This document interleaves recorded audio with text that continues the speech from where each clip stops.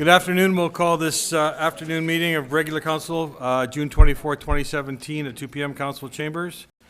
First of all, Mayor Minions has been detained. She will join us as soon as humanly possible. We're hoping about 2:30, 2:45. At this time, I'd like to recognize that we are on the unceded traditional territories of the Hoopa-Chesset and Seashot First Nations. Any late items, council? None for me.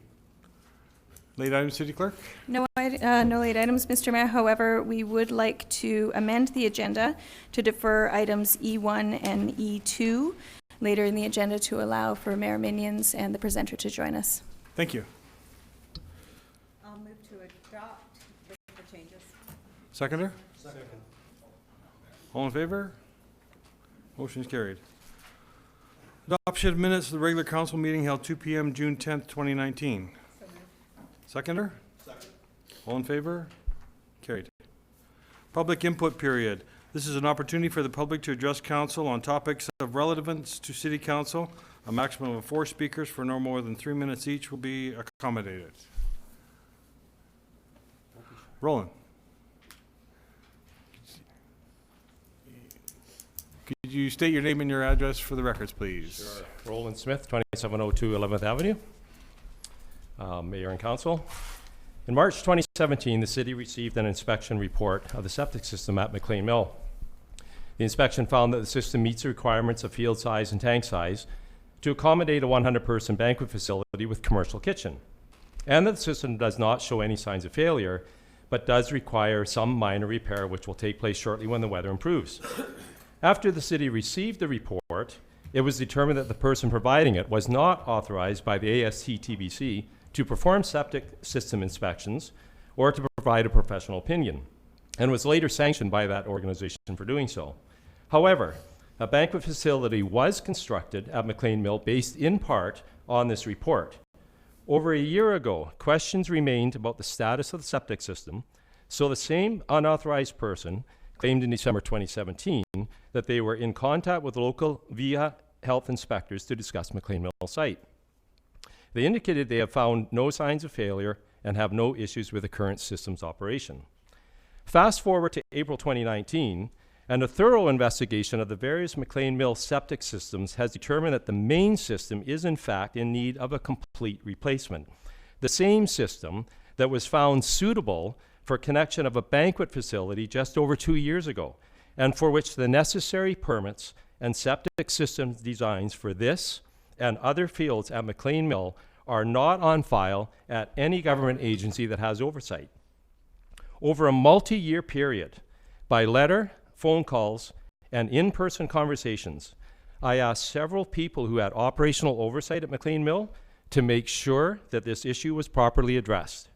Instead, many times I was met with stonewalling, challenged on social media by some of the past council for raising the septic issues when there hadn't been an issue in the past, and that I was making a mountain out of a molehill. I also earned the title of Mr. Negative from persons close to some MMS board members, and further accused of just finding issues rather than finding solutions. However, you cannot offer a solution to a problem if others fail to acknowledge the existence of a problem in the first place, as is the case with the McLean Mill file. I don't see how getting to the truth or demanding absolute transparency for the spending of public money as being negative in any way. Years of operating McLean Mill in a convoluted manner has helped to create the situation this council finds itself in today, with at least $1.2 million in spending needed to address the dam, Phase 2 soil contamination assessment, septic system repairs, and catching up on the rail track maintenance plan. And there remains unknown soil remediation expenses. This spending will be added to the over $14 million of city money and the $8 million of other public money already spent on this venture over the past 2 decades, or put another way, enough to nearly pay for a replacement aquatic center without borrowing or raising taxes. There is a problem here, and it is bigger than a molehill. I hope council sees that. Thank you for your time. Thank you, Mr. Smith. Anyone else? Peter.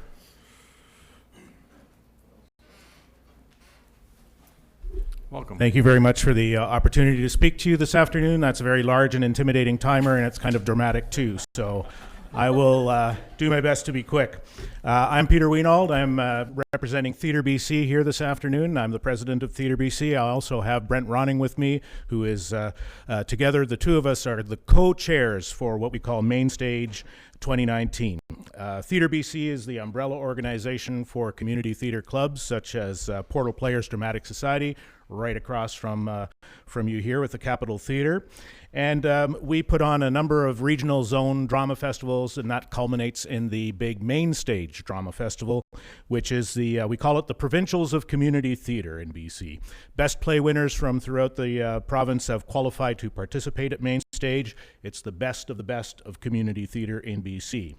The event is focused on entertaining audiences and educating our participants.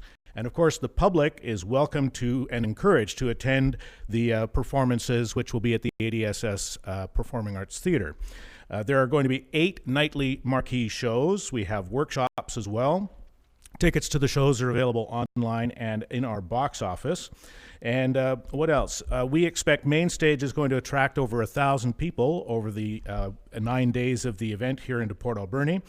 Council members will have received an email from me inviting you to attend our July 5th opening night reception. Hopefully you've received that and are able to attend. And if you didn't, let me know and I'll resend that to you. Let's see, Portal Players Dramatic Society is a proud key stakeholder in Port Alberni's vibrant arts community. We are also proud to be the primary organizer for this provincial event, which will help to enhance Port Alberni's economy, at least for the week, and hopefully with a trickle-down event down the line as well. We are bringing Main Stage to Port Alberni this year, July 5th to 13th, and it'll be back again in 2020, July 3rd to 11th. Wow, I did pretty good. I have 56 seconds to answer any questions you might have. Great. Well, thank you so much for your time. We hope you're able to attend the event. And please, if you have a place to put the poster, put that up, and we will see you there. Thank you so much. Cheers. Thank you, Peter. Anyone else? Yes, sir.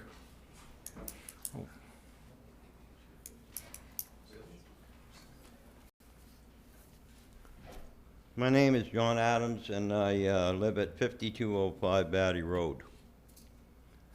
And I concur 100% with Roland Smith, what he said. Now, I was also looking into the septic and looking into the pollution out at McLean's Mill and how the place is run. I mean, this is disgusting. And the way the government, right, whether it be the city, Dr. Hasselback, VHA, as far as I'm concerned, it's criminal the way this whole thing has been dealt with. And I find it very shameful that we would have a member of this council being the mayor and also a councillor that would go to the regional district and take part in coming up with a new burn regulation voted on by the city along with the regional district to impose more laws against a person like myself in the regional district. And at the same time, these people that are making the laws and going to impose them upon me have no ability whatsoever. We read the septic. I went to the health department.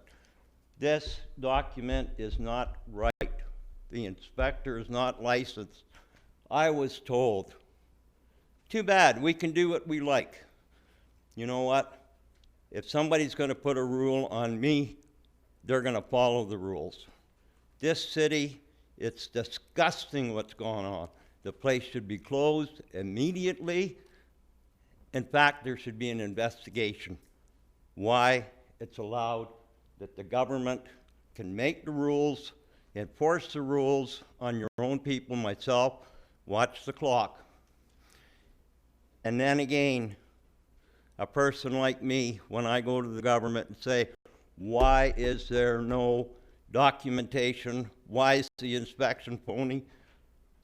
Get told to go away. No, I want answers. And I am upset. And I am upset that there's a park, P2 zoning, that is not in compliance with the regulations of pollution on P2 zoning. And I am really choked that these people that I see in government would say, these rules were made by us, but you know what? We will not comply. Thank you for your time. Thank you, Mr. Adams. We have time for one more. Seeing none, we will move on to item D, delegations. First delegation is Owen Jones from our Anderson Associates Chartered Accountant. Mr. Jones is in attendance to present the audited financial statements for the year 2018. Welcome. Thank you. I'm just going to quickly go through and read our independent auditor's report.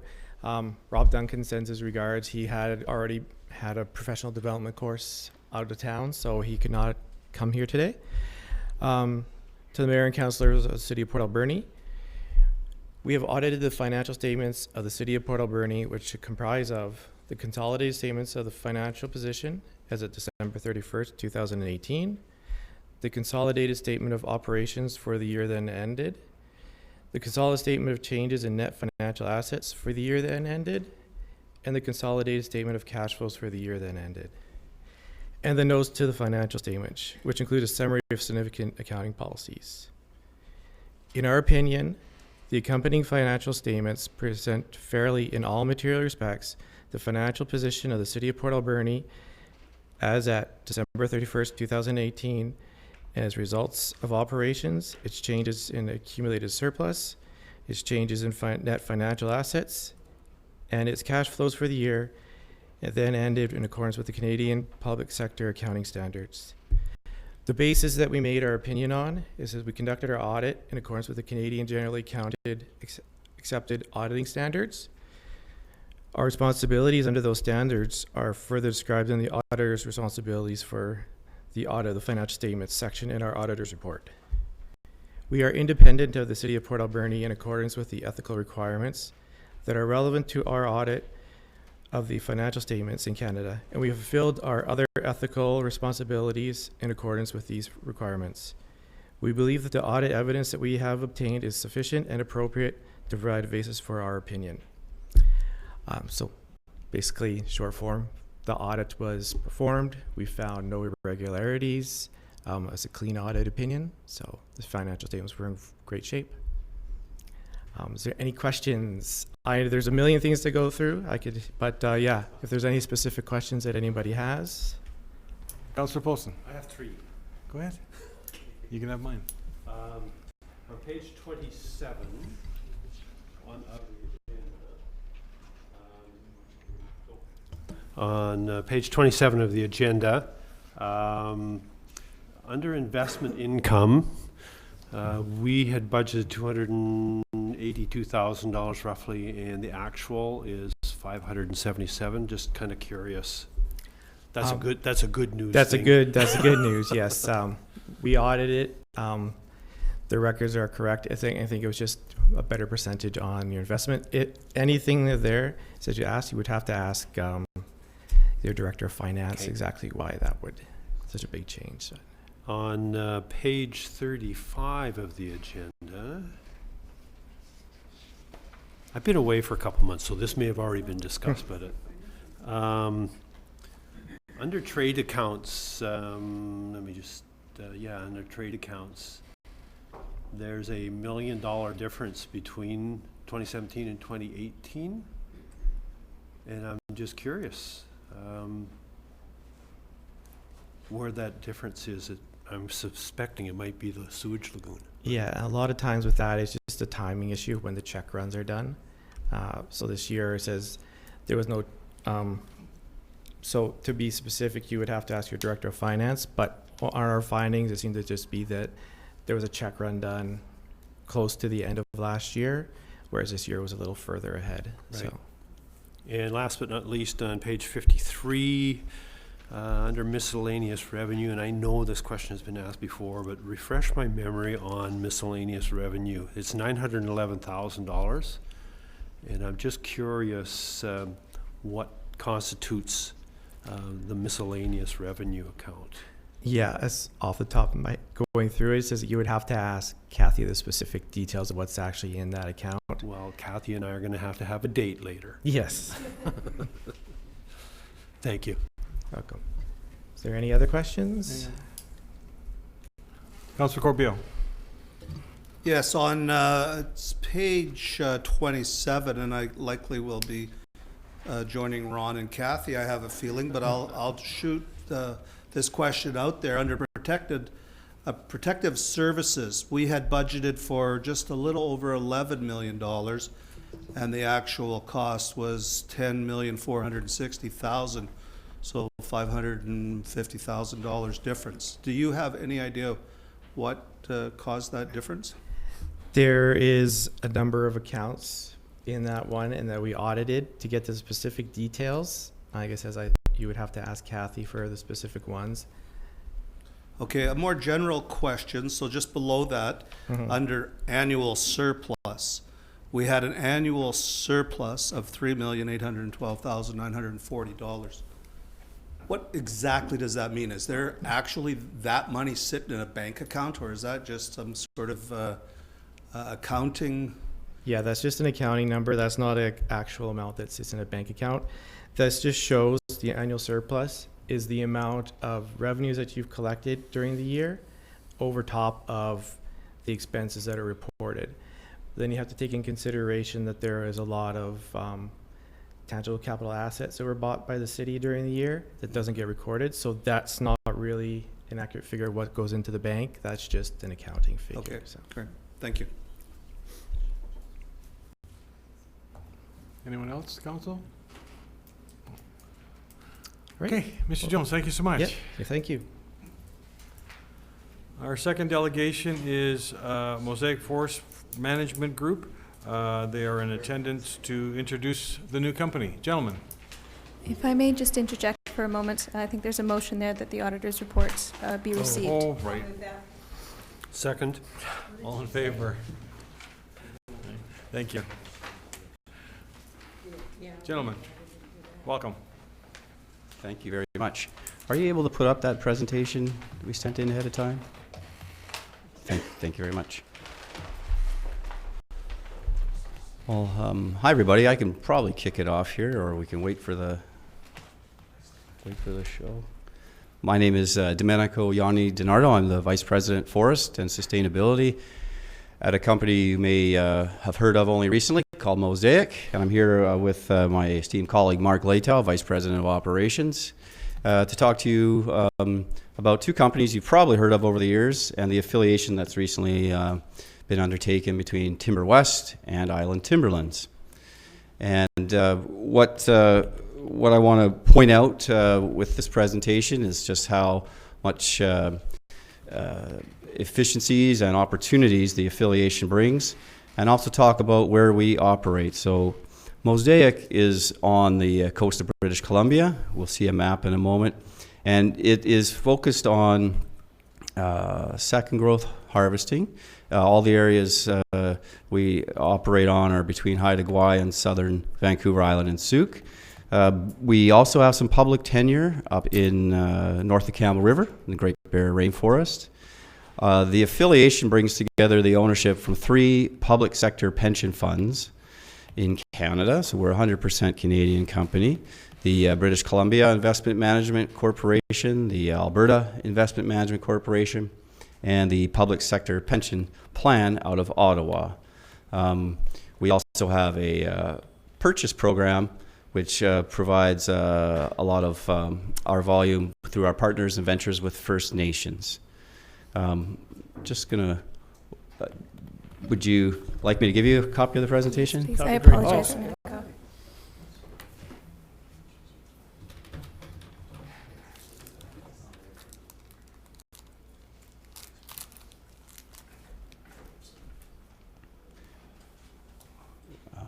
We don't have the timer on this one quite like the open mic. That's reassuring, thank you. The 2019-06-24 presentation, no, the next one up, please. Thank you very much.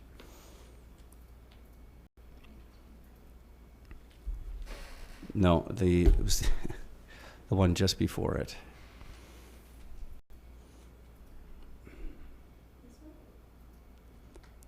The one that says Port Alberni file. All right, thank you very much. Okay, I'll take it from here, if that's okay. So there we are, there's the map. Next. Oh, yep. Center button gives me next. All right, so by the numbers, here we go. Mosaic across its landscape.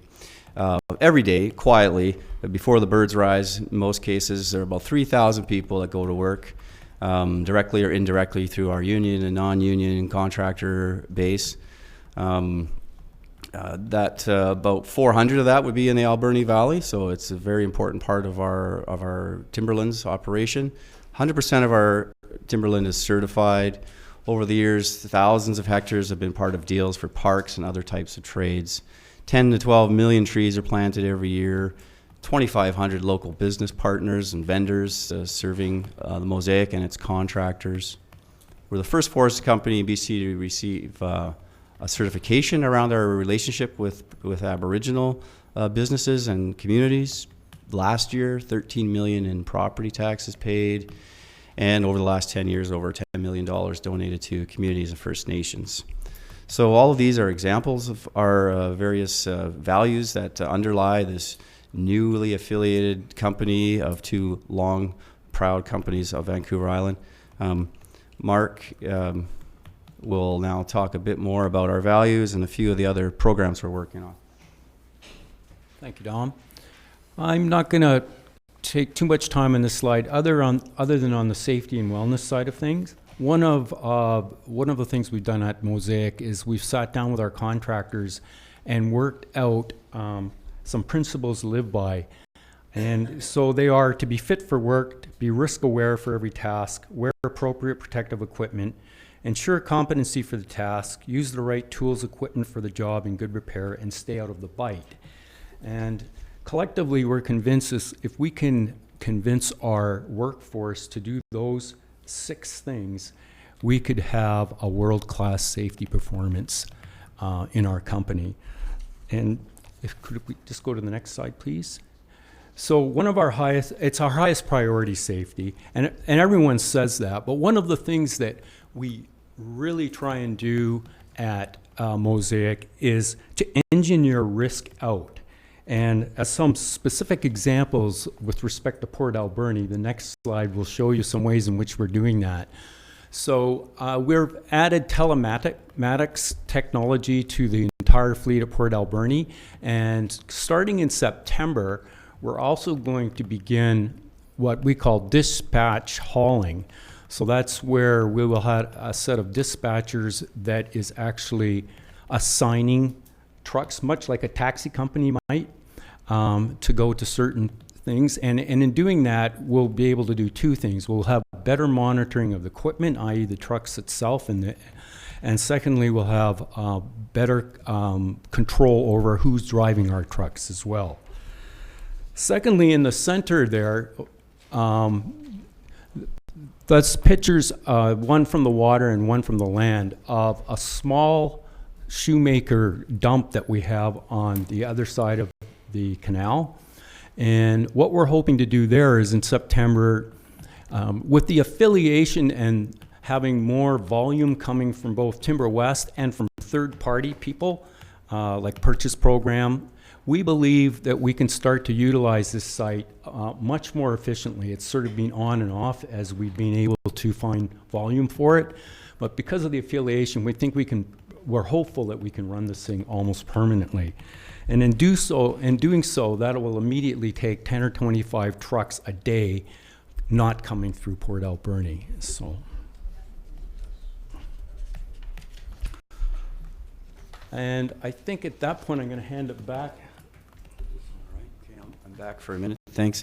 Mark, that's good. Less trucks through town also reduce carbon emissions. And I mentioned earlier about the variety of certifications that Mosaic has. It has a variety of independent annual audits related to things like our species of risk, our watershed management, for which we have a long history and relationship with the city of Port Alberni for drinking water purposes. This slide is a summary of the newest effort that Mosaic has undertaken to inventory from tree to customer our organizational carbon footprint. Managed forests, of course, absorb carbon dioxide, which is a greenhouse gas and not great for our climate. We spend a little bit through emissions to harvest and transport those trees. And the long-lived products that come from these types of forests that we have here in southern British Columbia are actually carbon stores themselves. And over time, you continue to store more carbon and grow more trees, you reduce the amount of carbon in the atmosphere. And Mosaic will be extending its certification that it achieved under Timber West to all of Mosaic for 2018 and 19, and get closer to what we believe is within sight of being a carbon neutral and ultimately a carbon sink. That's one of the newest certifications we've taken, as well as ours with Progressive Aboriginal Relations, the Canadian Council for Aboriginal Business. We were the first forest company in British Columbia to set objectives and commit to independent verification of our employment with First Nations, our investments with First Nations, and commitment to communities. So we'll be looking for that effort to take shape throughout 2019 and 2020, certainly. I'll pass it to Mark to talk about some of the fire efforts. So you can see that last year across the Mosaic land base, we had 66 fires. 3 of those were in Port Alberni, and one of them was the Arbutus fire, which you're probably all well aware of. That was a relatively large and very technically challenging fire. And probably it's not everyone knows that that we played a big role in that fire. Wildfire directed the fire, but we had both island company crew members and contractors on that fire from the very beginning. And so in doing a post-mortem on that fire, we discovered that it was a really well coordinated effort, and we learned a lot from that fire, which we can bring forward into this year's season. All 3 of those were human-caused fires, by the way. So next slide, please. So this year, monitoring and prevention, we have 37 Mosaic weather stations, and we also monitor 12 ministry forestry stations. So we have a network of 49 weather stations that we rely upon to cover our land base. 2 weeks ago, we were in higher extreme in almost every one of those weather stations. And as a result of that, we closed down our forest across Mosaic for that weekend. And I know that access is a big issue in Port Alberni and other places, but oftentimes the public's not aware that what's going on out there as well as we might be because of all these weather stations and things that we have that obviously the public doesn't have. So, and today those same weather stations are showing us being all over the place. Some are in low and some are in extreme. And that's because of the weather that we've gotten recently where we've had these showers from place to place. It doesn't really mean that we're out of the woods because there's pockets that didn't get any rain at all. So. Secondly, on the managing fuel loads, what we're doing there is we're trying to take more fuel or more products out of our settings so that there's less available fuel left, and we're trying to do less piling, which is not only good for not having to burn later on, but it also, those piles tend to be the spots where the public likes to start fires as well. So we're trying to get away from piling at roadside where we can. We can't do it everywhere, but where we can, we're doing that. And lastly, this year we have a helicopter on standby. So we'll either be using the helicopter to do helicopter logging, and it'll be available for fire protection should we need it, Or if we don't have one available, then we will have a helicopter on standby, and that will be available to our whole land base. So it's an improvement from last year and should help us out immensely. Thanks very much. And just in closing, of course, we are a forest management company. Every 5 minutes, a truckload of trees sustainably grows somewhere on Mosaic operations. That's about every hour of the day for every day of the year. A truckload in Port Alberni will grow. We also have other types of commitments, and you'll start to see our 2018 Sustainability Progress Report in town and around. It's also on our website for your review. In 2019, some of the big commitments we're working on, First Nations Scholarships Program. We have a project to support the revitalization of cultural languages across the coast. We're working on a species at risk file, sponsoring marmots, trying to keep those marmots in good shape. Mark talked about our on-site burning and our carbon commitments. And of course, we've got the new campsite at McTush, newly available to the public, along with 11 others you can find on the Mosaic website. And we'll continue to ensure that our regional approach to access is consistent and easily accessible to the responsible public, and look forward really to expanding and continuing the over a century-long relationship that the two legacy companies and Mosaic have with the city of Port Alberni. So with that, I thank you very much for your time today. Council, any questions? Councilor Corbeil. Yeah, a few comments and a question or two. First, thank you for the presentation, and I'd like to personally thank Mark. He mentioned early on the wellness, health and wellness program, and Mark was instrumental in bringing a wellness program to Island Timberlands in Parksville, which for the logging industry is pretty unique. So, thank you for that. It's great to see that Shoemaker Bay is going to be up and running and reduce the traffic going through town. As we know, we've had some close calls with logging trucks going through town, so that's great news. And you touched on access, and I can appreciate it's the summer and things are different, but I'd be remiss to say that it just frustrates the heck out of me. My first choker I ever sent was on COP 100, which is now Mosaic lands, and I would have a hard time getting there because of gates and whatnot. So I would hope that in the future, Mosaic would come to the city or the regional district, and let's try to work this out jointly. I think there's a true win-win in this if we can provide the public to better access to our lakes, to our regional parks, and to our provincial parks, quite frankly. So thank you for your presentation, and hopefully we work together for the betterment of both the community and Mosaic. Councilor Paulson. Yeah, I wonder if you might be able to comment a little bit on company philosophy, and there's still a bit of a perception out there that logging companies come in and they log and they leave it and it's clear cut and it's a blight on the land, and maybe the company policy from harvest to reforestation and a general timeline between where you may cut and then you may reforest, and maybe assure the public that reforestation is part of renewal and renewable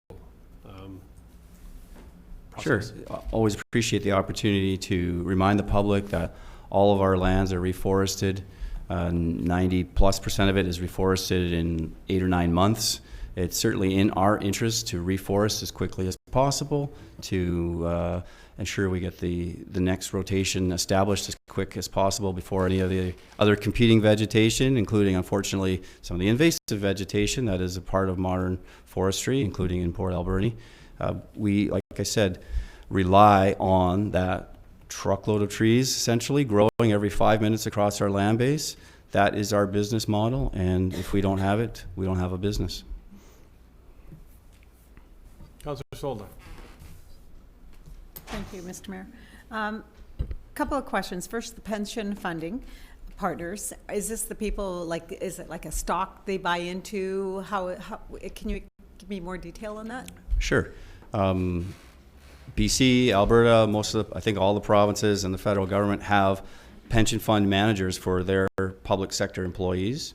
So the British Columbia equivalent of that is British Columbia Investment Corporation, and they manage a variety of public sector pension funds for the provincial government, and they are one of the owners of Mosaic, just like the Alberta Investment Management Corporation is, and the public sector pension plan is.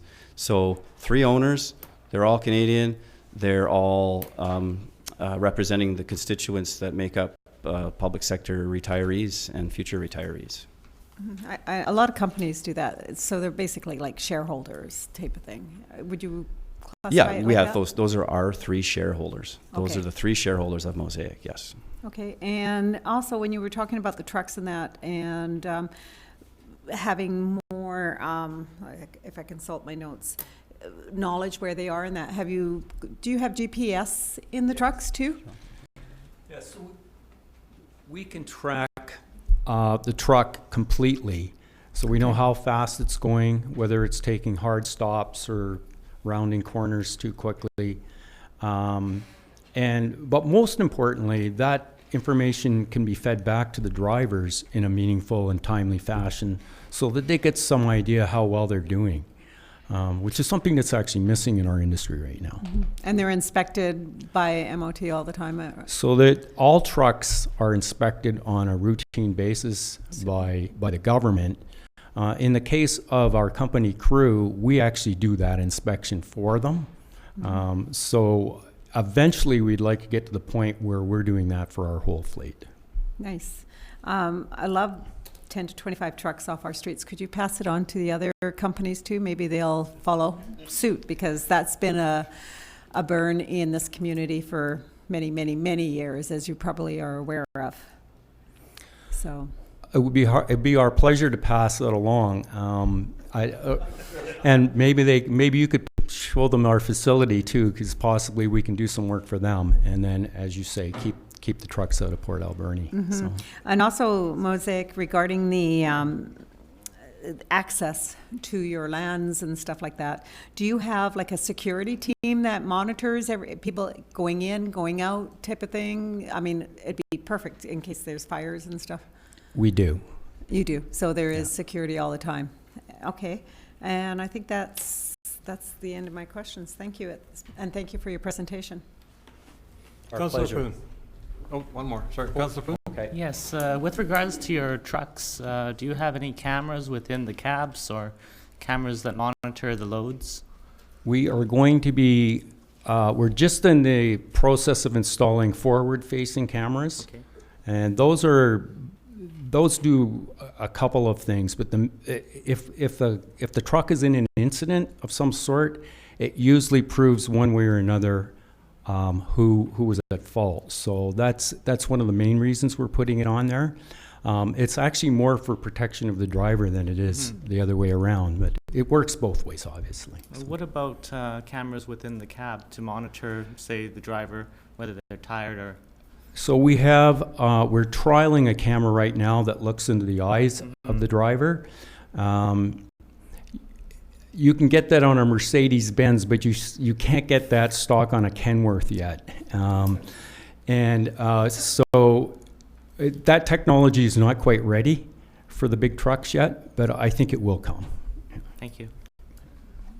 Just one more question. Are your trucks clearly marked, your trucks that are hauling logs, are they clearly marked Mosaic, or are you subcontracted, or have subcontractors? The only ones that are marked Island Timberlands are the ones that come from our Northwest Bay crew, which is over on the other side of the hump there. And then the other ones are all contracts, so they'll have the contractor's name on it. We have talked about putting a Mosaic sticker on trucks. So it's a reasonable suggestion. Yeah. Thank you. Oh, Councillor Sola? One more thing.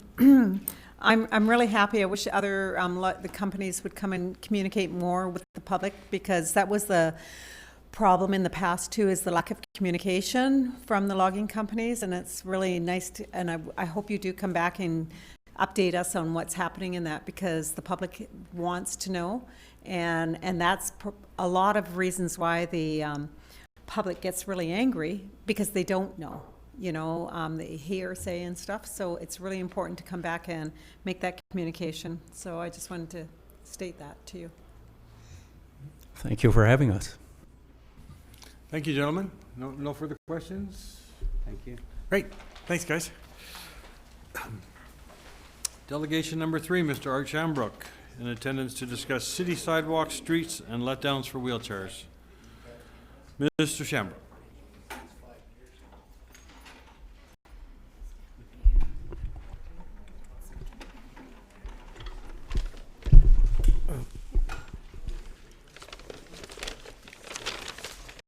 Just, you want my address, I gotta look that up because it's new. It's on Heritage I'm Art Shambrook. I've been in the valley since 1953, so I know a little bit about it. And I live at 104-4360 Heritage Lane. And it's a new place down there. Thank you, sir. And, geez, I lost the sheet already. We've been on our meetings down there amongst the people. We've brought up things that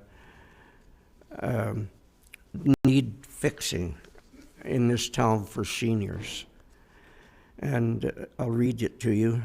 We reside in Heritage Place. There are 26 units and 5 scooters in use here. We are living in a highly populated area. There are other citizens with scooters and many use walkers. We find the route from 10th Avenue and Rogers to Redford Shopping Center extremely treacherous. In fact, from home to various areas around us, we find it impossible to cross a road from the sidewalk, as many do not have ramps. Seniors are important citizens. They've paid taxes here for many years. Please check this out and try to fix it in a normal time. Please try. We thought that the fellow that is looking at it could use a scooter or a wheelchair like I've got to find out for himself and see for yourself what a bad situation Portabilly residents face every time they are on the street, especially at dusk. And it is signed by all of the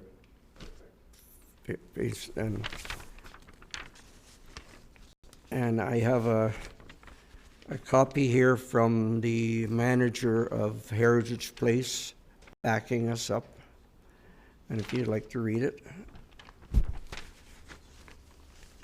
I'll add something. Yeah. Add something here. Yeah. Okay. And some of the areas where I've gone around on that, and these are a few of the worst ones, from Redford Street to the liquor store. That sidewalk there needs to be replaced. That is terrible. And that's right next to that old gas station. Yeah. And there are lots of places that need to be improved, going off the sidewalks to a lip of probably about a half inch to accommodate the walkers that are in use now, and because right now some of them are 5 inches, and you try going over a sidewalk with 5 inches. Yeah. And we were thinking of between the Rogers Creek and the liquor store, that area, east, north and south, and 8th Avenue to about 12th Avenue, and it would take in all the places that they go to, including the recreation places, and that would be nice, because they're all grouped in an area. So it wouldn't take long. And Abbey Field has also lots of scooters now too. and things. So on this, Sylvia would like to say a few words. So my name is Sylvia Springer, and I'm the president of Heritage Place, which is a assisted living for seniors. And I'm here to support Art because it is a serious matter. It's a very serious matter, more serious than I think you realize. I live on Victoria Key Place on Victoria Key, and I also have a scooter. And there are some very dangerous intersections there, like Johnson and Victoria Key. I think it's Gertrude and Johnson, and then over to Roger and whatever Stamp or whatever you call that. I am cut off practically every time I go out and cross on a light in my scooter because the drivers aren't looking at the walk sign or anything. They're looking to see how fast they can make that left-hand turn, and in many cases a right-hand turn. And I am not joking when I say it is serious. It happens to me all the time. And we have sidewalks over there. There's a sidewalk, I believe it's Elizabeth, from Johnson to Southgate. When I moved here in '97, that was a terrible street. I know it's trees, sidewalk is heaved, and there's a white line painted to caution you there. You know, it's the same as it was in '97 when I moved here. It hasn't changed. It's really bad. And there's many, many, many streets. I didn't list all mine like Art did, but I want you to really hear that there is a problem. And there's more and more seniors, because they're more mobile, with their walkers and their scooters and their electrical wheelchairs, and that's the way it should be. They're allowed to come and go when they live at Heritage Place, unlike, say, Fir Park or Echo Village. So, thank you. It's yours. Yeah, on another thing too, you're always wanting seniors to come here to be more of a tax base. Yeah. So with that, there's going to be more scooters and that around. Mm-hmm. So I'd like to see it do something about it, though. And thank you. Thank you, Ms. Shamrock. I'll just add one thing, because the worst feeling in the world is when you're partway across an intersection in a scooter and a car cuts right in front of you. One thing about a scooter, when you take your hand off the lever, it stops. Unlike a car, it doesn't stop that fast. Keeps going. Yeah, she's in Okay? Okay, thank you. Any questions for Ms. Shamrock? Councilor Corbiel. Well, first off, I totally appreciate the situation. Mr. Shamrock, my father-in-law is in Fir Park and has a scooter, and if we go over to McDonald's, he has a heck of a time with uneven sidewalks and the entrance to sidewalks and driveways and stuff like that. And I'm not sure if you're aware, but we are doing what's called an age-friendly assessment right now. And hopefully you two might want to get involved. One of the pillars is transportation, so we're looking at how transportation works for seniors, whether it's the bus or whether it's scooters. There's a whole list of things that we're just starting up. So if you want, I can get you in contact with this group, and this information that you've put together will be great for that age-friendly assessment committee, and hopefully you two may want to get involved. Yeah. So you have my email at the city, so please send me the information. I'll do that. Yeah. Absolutely. Okay? So thank you. Councilor Solda. I totally agree with you regarding the problems with the chairs that you're in and everything, because my mother-in-law had the same problem. I noticed going home one night, somebody was going on the sidewalk, and I almost thought he was going to tip over. And I didn't know if I had to stop to go and help him lift up his chair or not. He did make it, and he went forward. So I do have, and I know from my mother-in-law's experiences, when she would take her scooter, she would complain. So I know in the past, the city has had a committee to work on accessibility regarding our sidewalks. Now, we're going back probably about 8 years, and I'm not sure what's happened in the past in those 8 years. But yeah, I think we need to move forward, and I do like what Councillor Corbeil has said to be part of that group, right? And I think that's important to have people who actually ride the chairs. I do want to ask through the mayor, if to the city manager, if the person who does the walks on our sidewalks, I know we have somebody who does walk our sidewalks to see if there's any problems through the sidewalks and that. Has he ever taken one of these, like a wheelchair or a cart? That would be a really great idea. I really like that idea.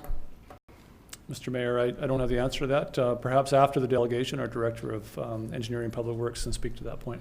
I think that's a great idea, especially on our curbs, because we do have some big issues. And I know in the past that they talked about every time they do something on the sidewalks, they do look at that, but we don't do enough. So Yes, I just want to bring that forward.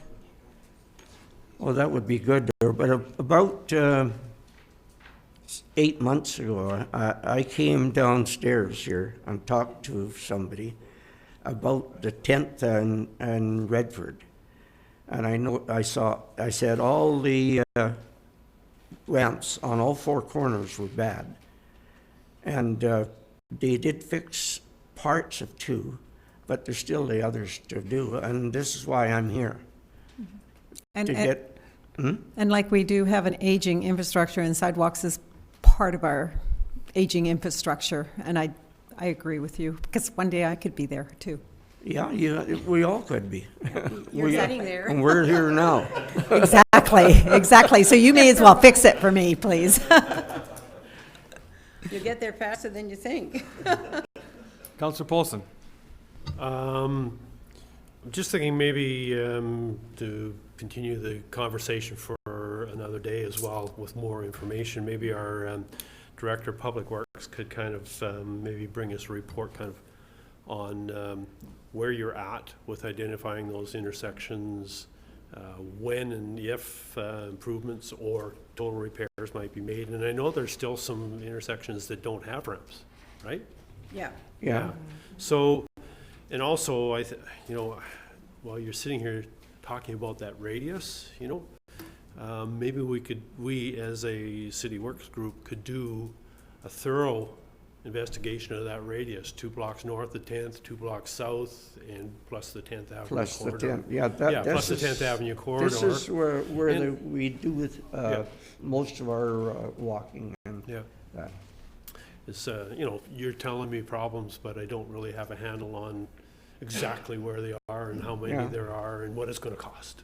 But it might be something that we can phase, in the 5-year plan, we can phase it so it's affordable and, go from there for sure. But thank you very much. And I've also wondered if there's any way that some of the lights on those major intersections could be adjusted. We're talking about a second or two that, because if there's a walk and you start off the walk sign is already changed before you get to the middle of the road, and that's on a scooter. So, and it's in that time that a car will cut you off. And I've often wondered if just some adjustment on those intersections with the lights and the walk signs and all that, if something could be. You talk about the time? Yeah. From 18 to 25 seconds or something? Yes. It's worth considering. I'd be happy to talk to your engineer, so. Okay. CAO, do we need a motion to entertain a motion to get Director of Engineering to come up with a report for us? I don't think you do, no. I think one's coming your way. Thank you. Could you send us any information down to Heritage that what you're doing? Yeah, the city clerk will, yes. Yeah, thank you very much. Oh, Councillor Haggard, before you go. May I pass this on to you? Thank you.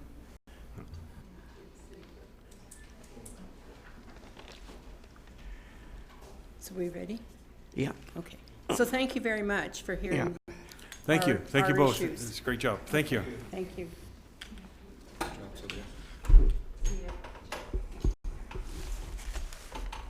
Have I got that court cable? Okay. Anna, we have to leave.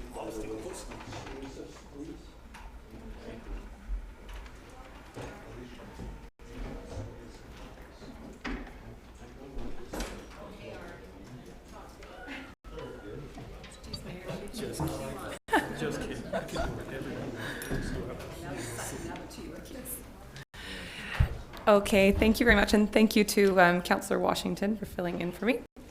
So that takes us to unfinished business, and the first item on our agenda is from the Director of Parks, Recreation and Heritage, the McLean Mill Septic System Inspection. Welcome, Director Thorpe. Thank you, Madam Mayor.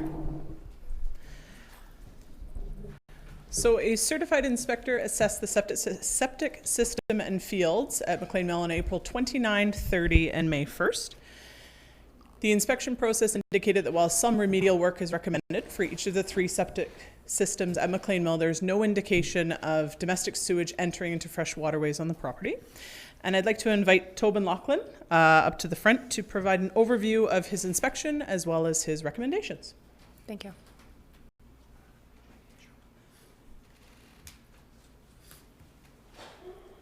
Afternoon. Good afternoon. I think probably the best way to go about doing some of this is just kind of an overview of how our industry functions, because I think there's a lot of misinformation out there within almost all communities in BC. ASTT BC is the governing body for our association, so every registered practitioner in the province has to register through ASTT BC. There's 4 categories. You have your planner, designer, installer, maintenance, and inspections. Within those categories, everyone's supposed to sort of stay in their lane, but the idea is that if you're going to be a planner, you would do site assessments and overview of the site, check soils, perks, and things like that. Maintenance, pretty obvious, you just do the maintenance. And the installers would do the installation portion of it, and then inspectors would actually go out and physically do various kinds of inspections. So our sort of inspections are generally residential for real estate transactions or just for general information for property owners. There are investigations, and there's a commercial side to it. The site that I was at the McLean Heritage Mill would sort of fall into a commercial investigation, trying to find out really kind of what is the components of the system and are those components functioning correctly. So when we first got to site, the general idea was just to kind of go about determining kind of what systems were there, what buildings were connected, and that was really the overview of what we were trying to do. We did do various portions of the inspection, which would involve running all the fixtures at site to determine what went to each septic system, and dye testing and water quality samples were taken. We were able to identify 3 systems at site. Of those systems, we did do a freedom of information to try and get information. Was there anything on file, either with Vancouver Island Health Authority or just through the basics of freedom of information? We weren't able to locate any of that documentation, but some documentation that was offered to us by staff did generate some information as to there was some preliminary design work done. That led me to believe that there may have been some information that might have been in Parksville, because the Vancouver Island Health Authority has transferred information back and forth between Parksville and the Alberni Valley here. Neither of those offices were able to come up with any documentation. So our inspection was based off of trying to determine, was the information that was provided by staff, some of the drawings, the information, locations, were they correct, or was the intent of the design met by its installation? So we went through all that and did all that, and everything that we were able to locate, there was evidence that what was installed was based on some of these preliminary drawings. Were they filed or done through permit? That we weren't able to determine because we weren't able to find the information. It's important to note that in 2005, industry really transformed from a permit-based industry where everything went through Vancouver Island Health Authority, and the health officer came out to site and would work with the design and the inspection portion of it. After May 31st, 2005, it went to registered practitioners. Of that, in 2003, 2004, myself, there were 9 others, we sat on a registration board and saw how the transformation from the regulation went through to making sure there was enough registered practitioners in the province. I did that for about 10 years. And our directive was really trying to get enough people in the province registered so that everyone sort of understood their roles. There is room within the regulation. If something has been installed previous to 2005, you do not need to be a registered practitioner to inspect that. The designations only came into effect as of May 31st, 2005. So anything previous to that, it could be a septic tank hauler, it could be someone from VHA, it could be anyone was able to go out and actually put together some general report because there was no place within industry to generate inspections.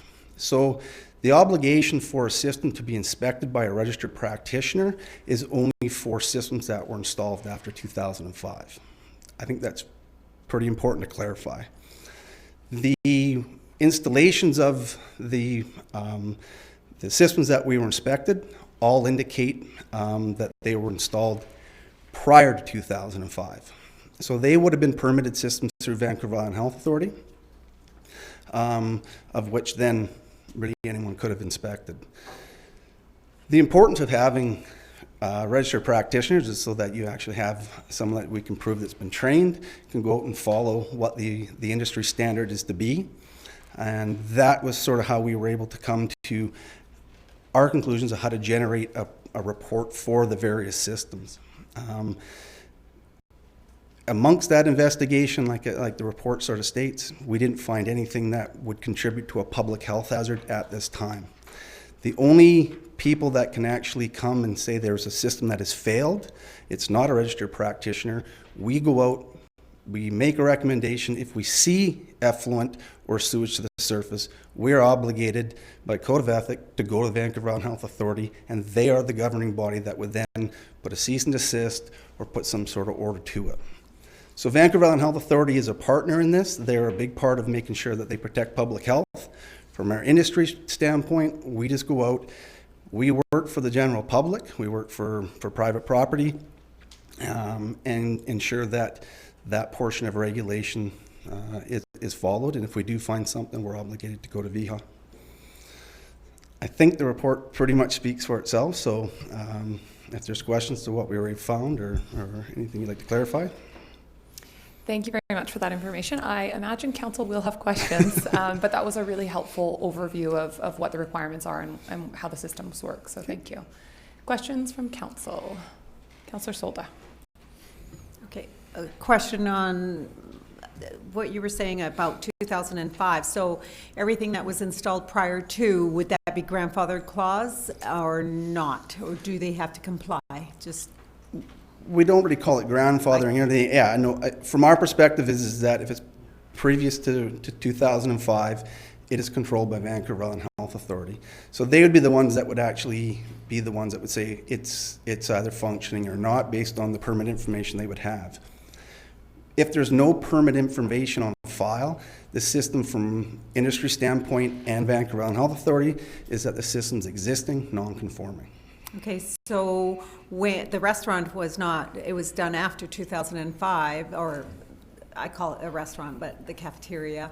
So how would that have passed? Because there is some issues according to that in your report. So how would that pass through you?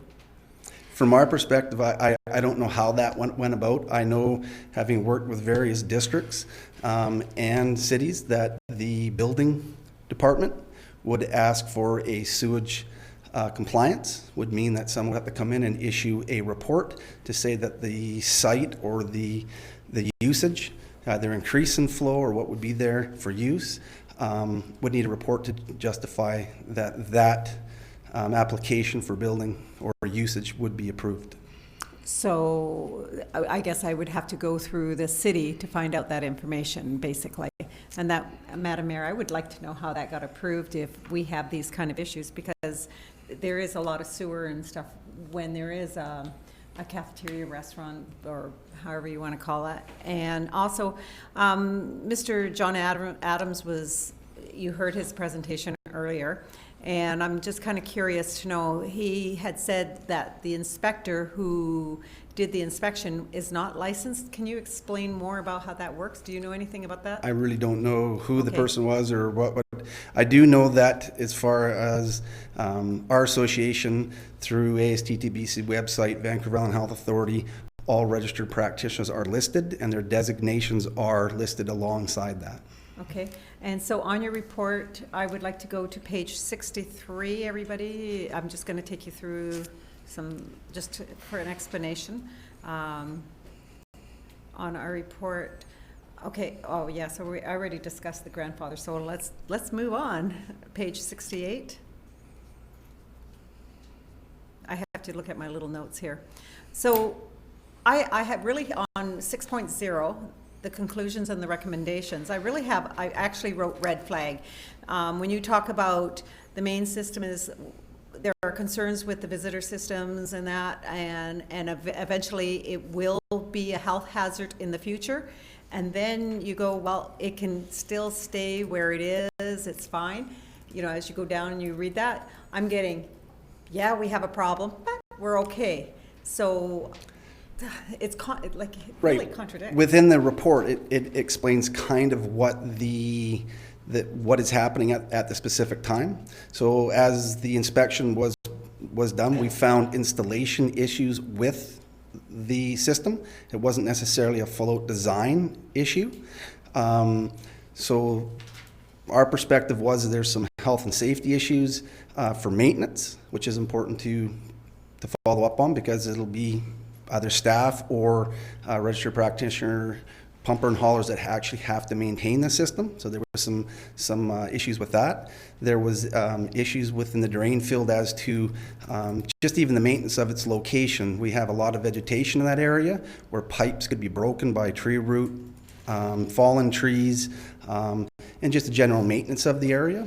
We understand that it's a forested area, and we want to be able to try and keep it as such, but the actual area where the disposal field is, the pipes, there was some issues as to its depth and some of the grading issues with the system.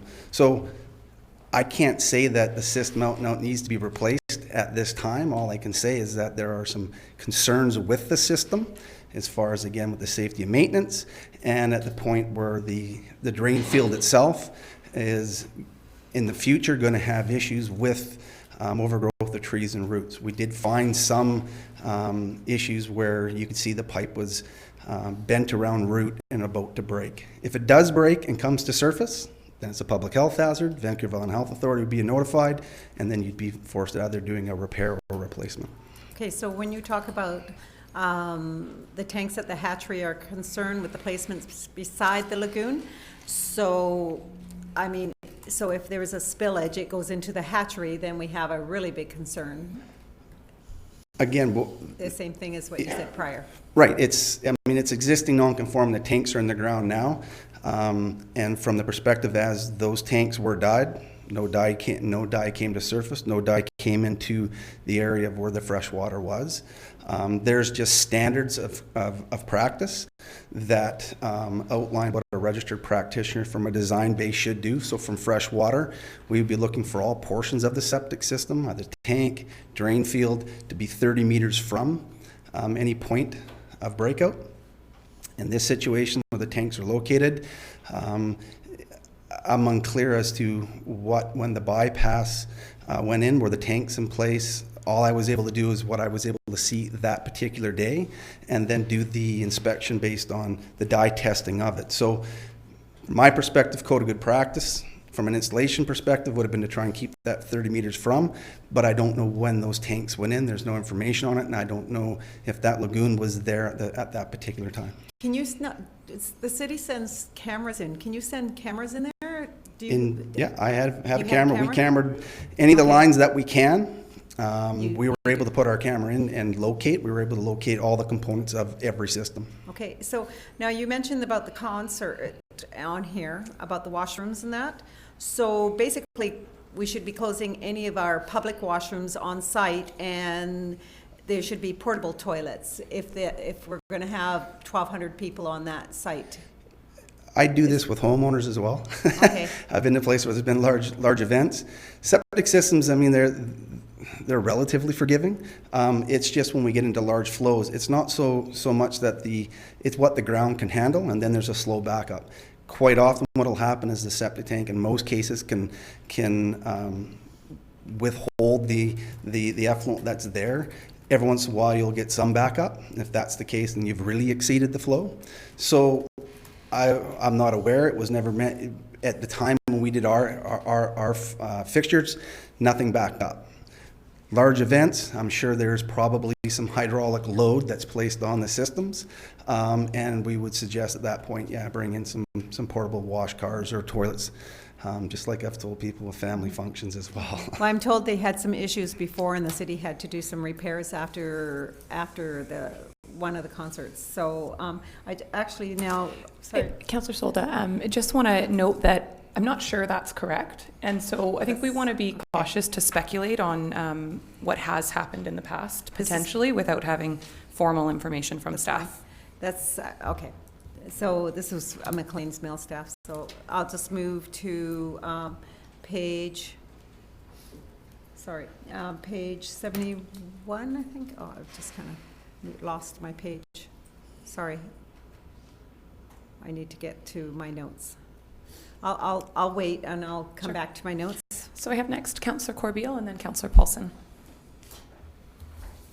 Thank you for your presentation. So you were saying prior to 2005, a registered practitioner wouldn't have been involved, but if I heard you correctly, VHA would have been. They would have overseen anything that was going on. And I read here where you looked for whether or not this was a registered site, and you couldn't find any. Do you find that unusual? VHA would have likely been involved, but yet there was no paperwork?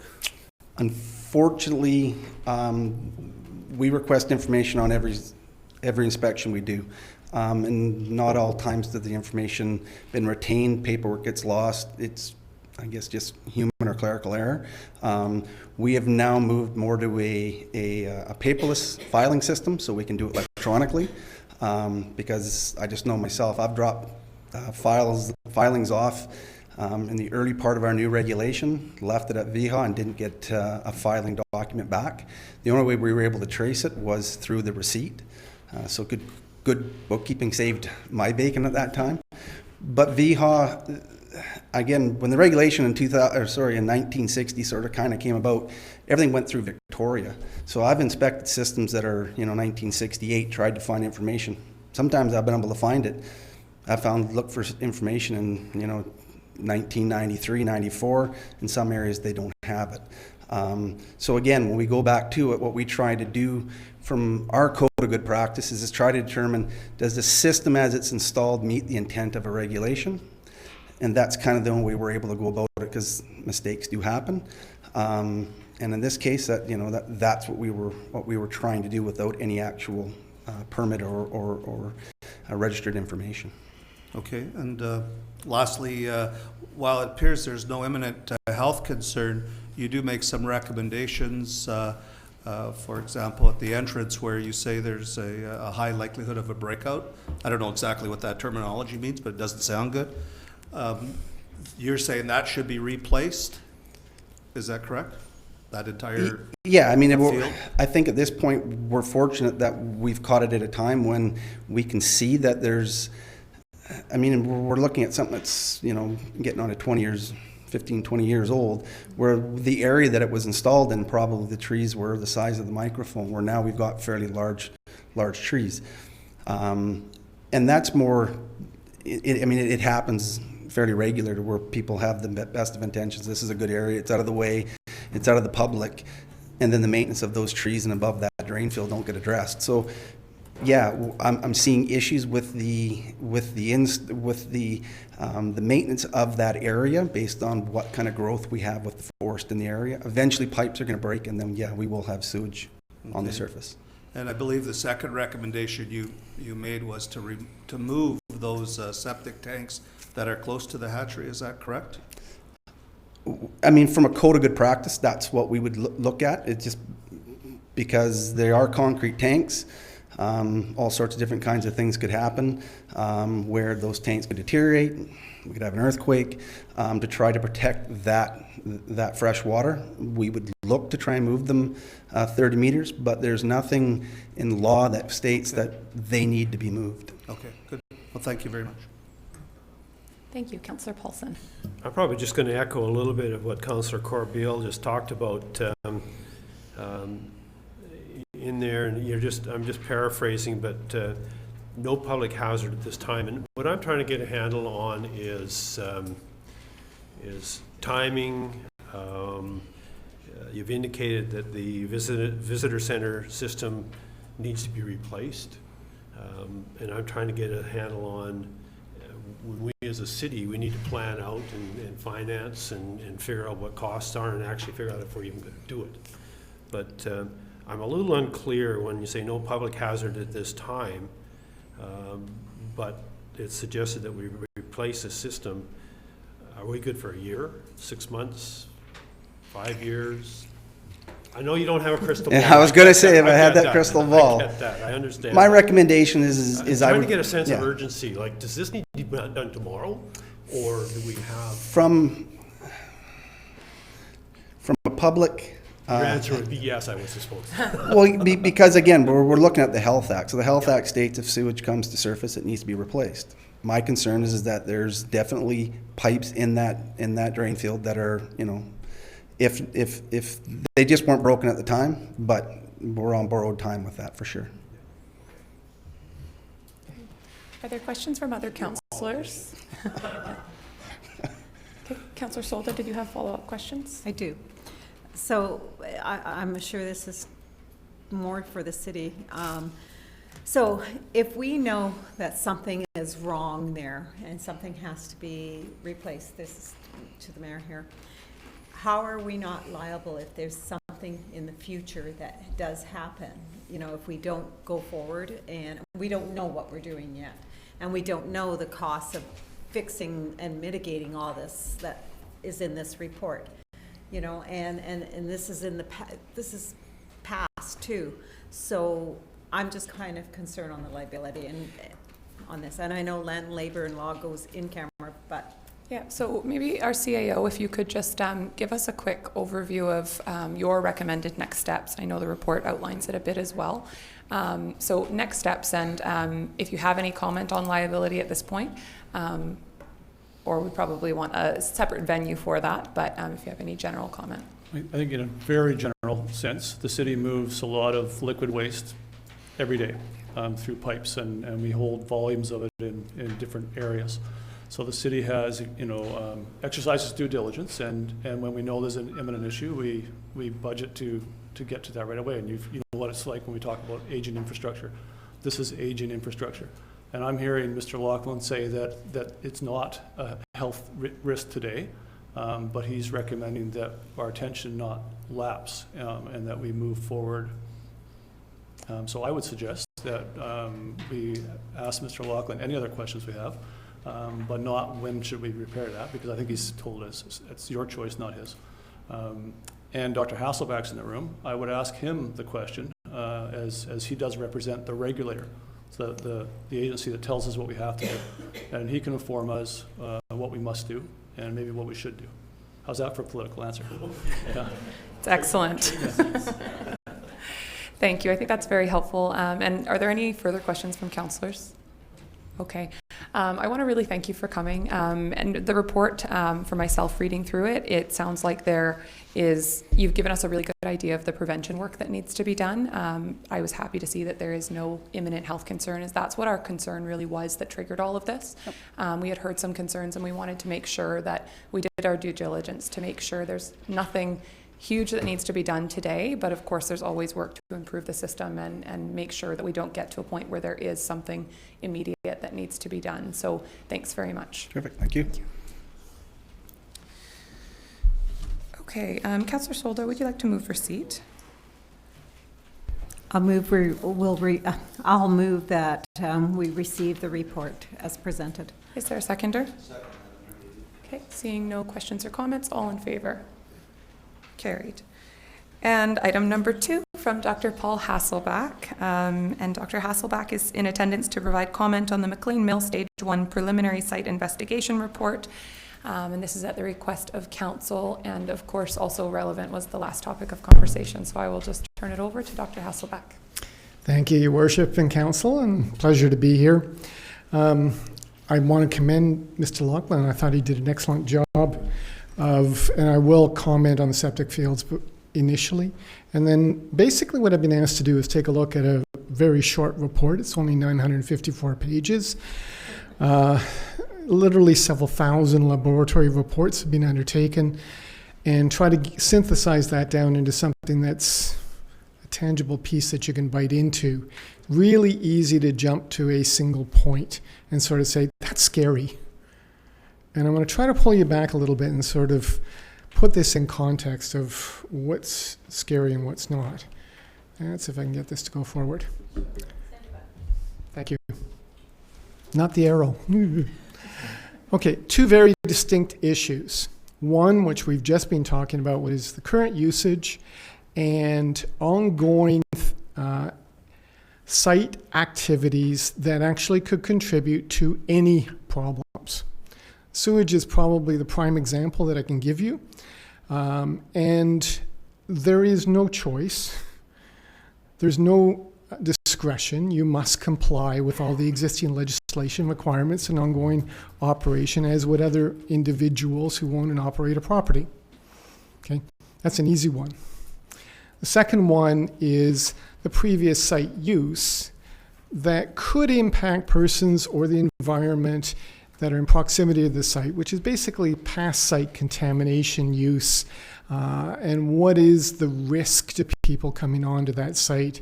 I'm not going to get into your liabilities and risks. I'm sure you've had an opportunity to have some of those discussions, but certainly as the owner, you have some concerns, and I think this was a very positive step to try to pull together all the information from all the bits and pieces.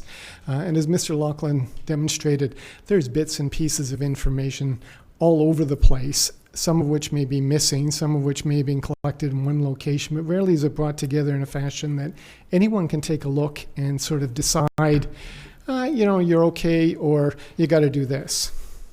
So as far as the sewage systems go, and this is the only slide I'm going to say it, and I think the synthesis here was pretty simple. There are no current septic system failures. There are some recommended maintenance improvements, some better operating practices, and potential future replacement that you need to consider and put that in, as Mr. Ply's already alluded to. That's part of your regular diligence, maintenance, management process for aging infrastructure, because that's exactly what you're looking at. From an island health perspective, we do look at these systems in the same fashion, whether they've been registered, not registered, we can't find paperwork, etc. Okay, there are some differences under the legislation, that magic date back in 2005, but really from a health hazard perspective, they will all be managed in the same fashion. And if there's evidence of failure, then there's a requirement to fix, period. Okay, and I think that also came across. After reviewing the report, which is really helpful to us as a regulator, because there's lots of information that even if we had the original permitting, we would not have had available.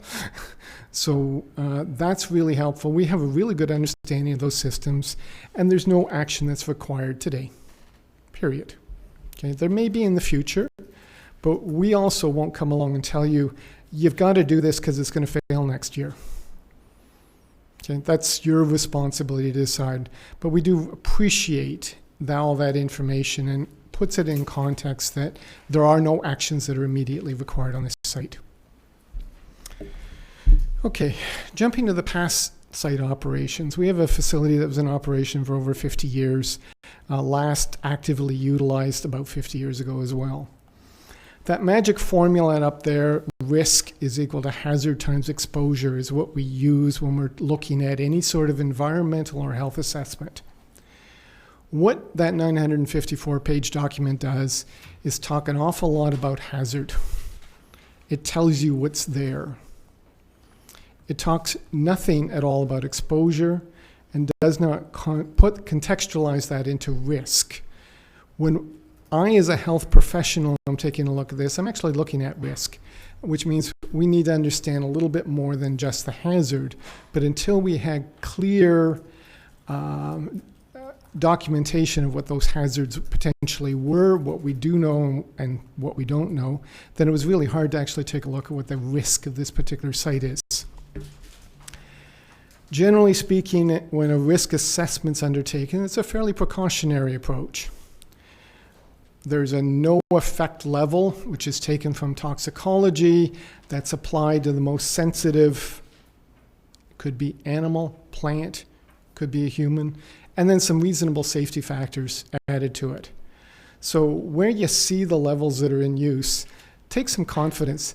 Doesn't matter if you're near those levels really do reflect a safe level. Okay? We've got some levels that are a little bit above that. So what does that mean? Okay, when we actually again start getting to the hazards, human beings are rarely actually the most sensitive species. So there's a misperception that if you take a look at the levels from the Contaminated Sites Regulation, that they were designed to protect humans. Okay, they're usually designed to protect things like fish, other invertebrates and plants. Okay. I've often said that the fish legislation in Canada is much more powerful than the health legislation. We often use the Fish Act when we're actually looking at contaminated environments, because if the fish aren't surviving, that's when we get concerned about humans. Okay, so I again put that in the context for you that I can stand up here and I'm going to talk about human health. I'm not going to be able to talk to you about plant health or other environmental issues. And guidelines are guidelines. As a decision maker, sometimes we must use, sometimes we can use, oftentimes we must contextualize the use of those guidelines depending on the circumstances. And when we get into a unique environment like McLean Mill, and it is unique because it's episodically used, rarely for any extended period of time, and rarely by other than staff for ongoing exposure. Okay. Again, I'd like to commend Tara West because I thought they did an excellent job. I'd seen about half those documents prior. Okay, so I've been following this file for quite some time. But there were lots of new information, so I did actually appreciate the work they did. There were some things that I'd like to say perhaps could have been a little bit easier in terms of presenting and understanding that material. And I can really appreciate anybody looking through it might come away thinking that we got a big problem on our hands. It could have been contextualized in a different fashion to provide to you a lot of reassurance that there isn't a big problem on your hands. It also comparatively provided information against the Contaminated Sites Regulation. I'm not sure where that direction came from. I think Tara West, and I'm looking to Mr. Pla here, I think Tara West was asked, can you pull this all together? And they went ahead and made the choice of applying a Stage 1 assessment for Contaminated Sites Regulation. I think that's automatically planted in people's mind we have a contaminated site. Okay, no, the intent here was to get a really good assessment of what was happening at that site, given all the complaints, the concerns, allegations, individual tests that have been undertaken. Okay, so I'd like to drop the contaminated sites component, okay, but it's there, it's on the table, people have already looked at it. It also talks about the BC water quality guidelines, which when you work in drinking water a lot, you think are the same thing. Water quality guidelines are actually designed to be safe for a variety of other things, including fish, agriculture, irrigation, recreation, as well as the source water for drinking water. They're not the drinking water guidelines. Okay, so again, you may be seeing a look at a water quality guideline and trying to contextualize where did that come from. One of the challenges I found in going through this documentation was that there's been lots of work done at the site. And temporarily, I think Tara West did a good job of trying to lay that out, but it was actually difficult to determine what was post certain activities, what wasn't. It may be buried in there. And so we've had a lot of assessments by a lot of different people. Okay, I certainly know there are government departments that have looked at this and said, we don't want to touch it anymore. We've looked at it enough. Okay, there's a message in that. So what do we get to take away? Okay, on the health side, just to give you an idea, we roughly counted 1,500 lab tests, about 10% of which exceeded contaminated sites regulation levels. Almost all of them were associated with invertebrates and plant life. There were 25, which is less than 2%, that exceeded at any point in time a human health protection level other than iron. And it was unclear which of those testing had been undertaken prior to or after mitigation. Good example is the blacksmith shop. We actually think that some of the testing was taken of the soil that was removed, and it's listed in that report. That's the sort of thing we really still need to work through.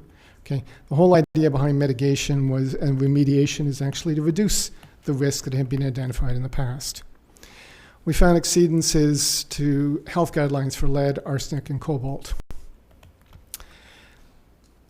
I'm going to talk a little bit about each of those and what does that mean, but I also want to come back within the document.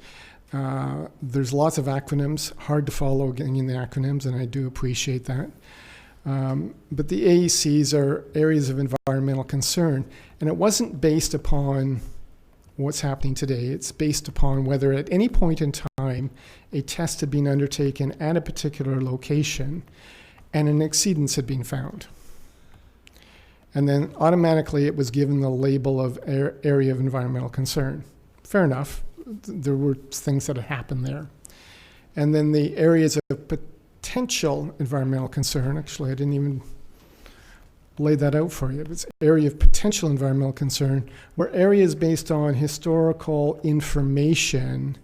The consultants took a look at it and said, hey, nobody's actually looked at that. We actually think that maybe they should. And so what does that mean? In terms of what was found, and again, I'm really trying to simplify this for you, and I can be absolutely accused of taking too many shortcuts, and so please forgive me for doing so, but it's a way of trying to communicate what was going on. I do have the names of these particular locations, but AEC 1 is the blacksmith shop. And here's a good example where clearly in the past, as a basis, and we know what blacksmiths utilize, we knew how they did their business, not surprising that when you go looking for things like lead, you actually find them. So that area was mitigated. There was some post-testing done, some of which was a little bit further afield from it, and it's not clear what was done in the soil that was removed and what was left there or what was tested afterwards. But clearly it's a site that needs to be looked at fairly carefully.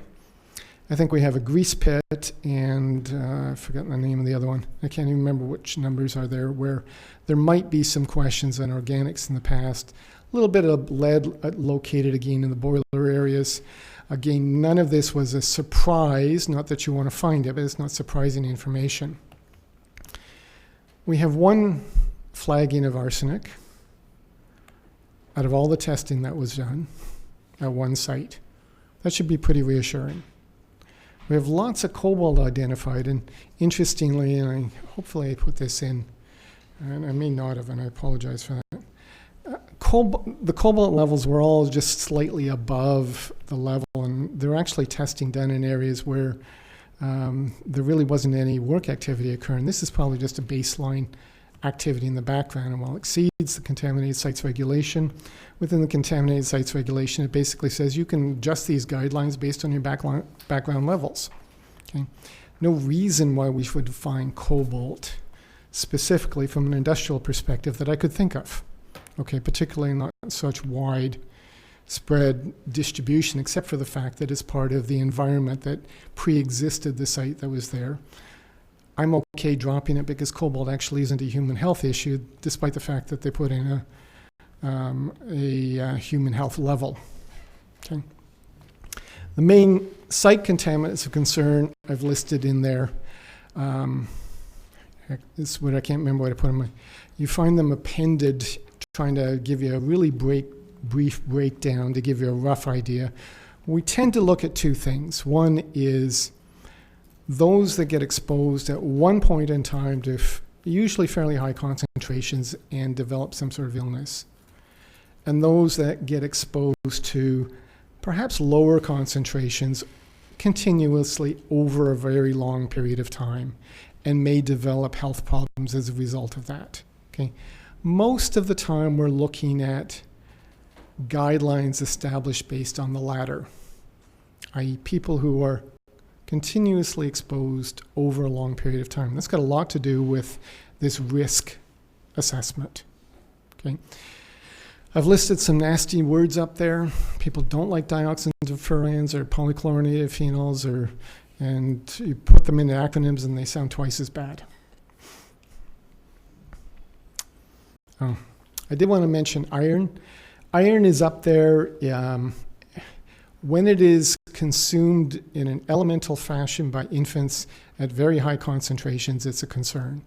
And so there is a guideline for iron, which I'm not going to say we can ignore, but it actually isn't all that relevant in this circumstance. Okay, iron's the most common of our elements out there, iron and aluminum. We need iron for our bodies. It just does cause acute problems for individuals, particularly infants, that consume, and they can consume that if they're actually eating dirt.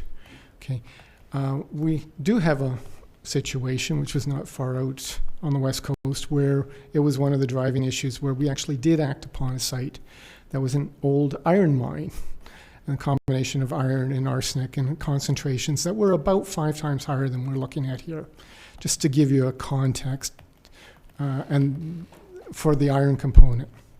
Okay, as far as exposure goes, visitors are short-term day visitors, the likely ingestion of insufficient quantity, even for children, okay, to be of any concern, okay, for anything that I looked at there. While I can provide lots of reassurance to workers on the site, it's actually a WorkSafe BC decision to take a look at the information and make a determination whether they feel there's a concern or not, okay. If I flag something of concern, I actually would have told them, and I haven't told them anything. I can share that much. I think there's some questions about if there is going to be a campground, what are the campers going to get exposed to? What are they going to undertake? What does this look like? And so I've put campers up there in terms of exposure. It's a bit longer term.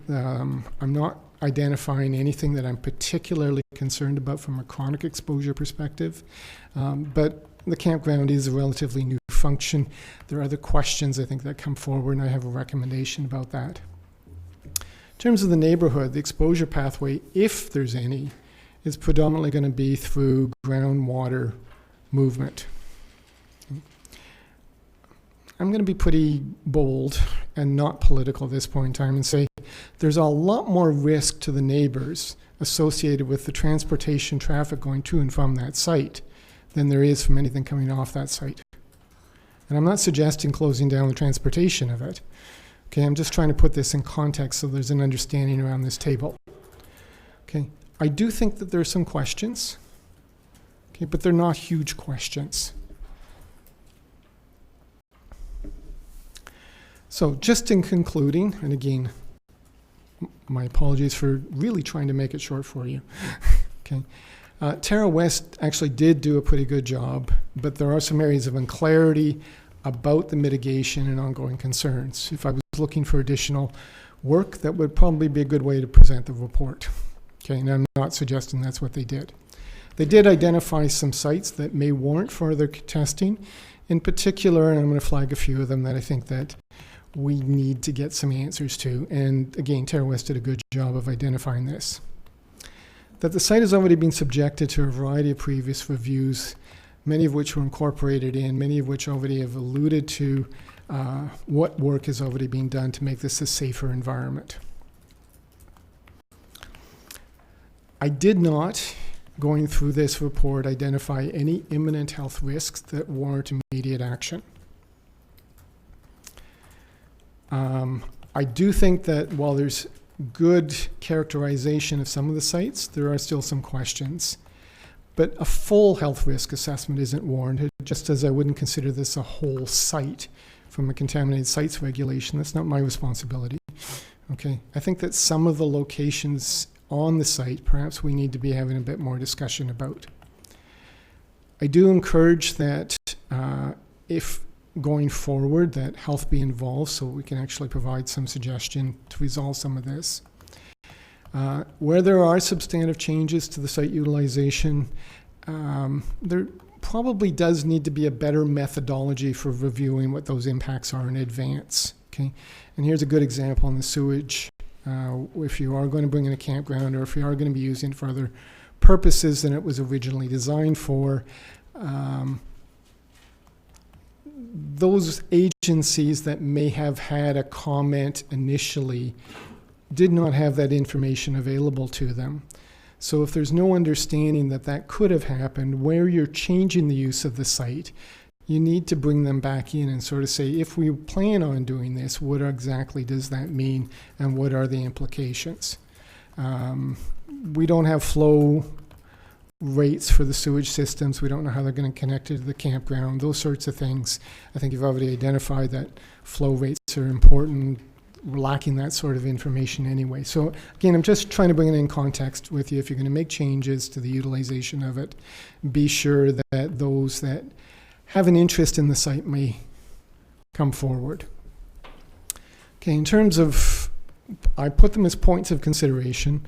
I'm not going to stand up here and suggest that it warrants a stage 2 contaminated sites regulation review, okay, which is a recommendation from Terra West. However, that's also not my job, so let's be careful about that. I'm going to say that based on the review of health concerns, I certainly can think of other areas that are higher priority for consideration than McLean Mill. I think that the Ministry of Environment, who are responsible for the contaminated sites regulation, should actually be engaged, have them take a look at that report, and ask them for the same commentary that I've been asked for, relative to, is there value in going forward, or what is the value in going forward if you're going to go down that path, or are there other approaches to be undertaken?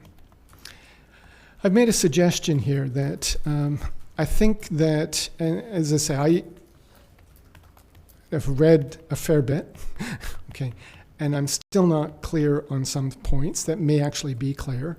It might be useful to get some folks that are familiar with this process, but at a local level, sitting down and actually using not McLean Mill, but sort of saying, okay, let's look at the blacksmith shop, let's look at the grease pit, let's look at that buried railroad tanker and decide if we actually need to do something about it, and make some recommendations that are concrete, specific, and perhaps more rational than trying to go through a contaminated sites review. That's actually my suggestion to you. I do think that those areas of potential environmental concern need to be looked at. That buried railroad car being used as a septic tank, or for whatever reason, actually is probably the one that I flag. I'm less concerned about someone who had a building there that might have changed the oil in the garage. Okay. So again, contextualize it in terms of the risk. If you're looking at this from a diligence risk management perspective, there are some other approaches that can be undertaken, one of which is merely just looking at what do you need to inform, or do you restrict movement in particular areas while some of this work is being undertaken. And again, I've given a couple of suggestions or thoughts there, whether that's visitors or campers, in terms of what information to share. And with that, Madam Mayor, I'd be happy to try to field some questions. Thank you so much for your thorough report. Questions from Council? Councillor Corbeil. Thank you for that, Mr. Hasselbeck. I don't know if this is a fair question, but are you aware of, last year or 2 years ago, there was a study that came out and said the dip tank had been moved from, I think it was back in 1965, to the current location. And I think up until that time, we always assumed the dip tank was over by the rail cars where it sits today.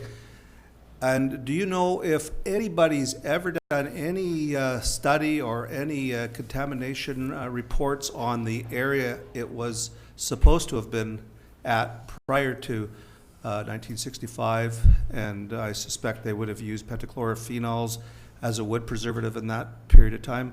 Has that ever been looked at, do you know? You know, and I actually, no, I'm not going to say that I can answer your question specifically, but that's the sort of information that I think actually informs a rational approach to what are you going to do on this site, okay? It has been used for 50 years since then, okay? And that is an important point. Many of these products, not all of them, have a half-life. They break down in the environment, they break down, they vaporize. We're now looking at 50 years after something may have occurred and need to be looking at what's persistent in the environment, and some things like dioxins and furans are. Some of the pentachlorophenols actually we'd be concerned about as well. So yes, if there's information of that nature, if it's not captured in this report, maybe that's the sort of thing I think this group needs to be looking at and sort of say, yeah, let's take a look and see if that's true or not true. And if it is true, is there anything that's still persistent at that particular location? Thank you. Thank you. Councillor Paulson. When I read through the Terra West report, there's lots of acronyms and stuff in there. It's absolute Greek to me, and I think to go through each item here and explain exactly what it means, we're probably not in a position, but interpretation as I look through it, items 1, 2, and 3, there was 1994 and 95 looked like they were key years. There was inspections and some remediation done. So items 1, 2, and 3, there was soil remediation done in 1995. I'm curious about the 1995 standards for soil remediation and as opposed to today. Items 4 and 6, in 1994, they exceeded certain limits, as near as I can read in there. 7, 8, 12, 13, and 14 all exceeded the standards, so that were probably acceptable standards.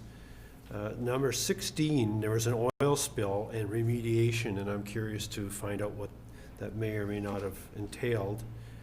And number 17 is the buried rail car, and that's something I'm quite curious about and interested in finding out exactly what that rail car was used for, what potential damages or hazards it may or may not affect. But don't have a clue about this kind of stuff, but it's just what I kind of gleaned from reading through it. And we can talk about the individual reports from 94 and 95. And my curiosity is, there was stuff done in 94 and 95. There's obviously a huge difference between 2019 and 1995 with regards to standards too. Or maybe so through your work, I think Councillor Polson actually did a really good job of trying to summarize some of that, so well done.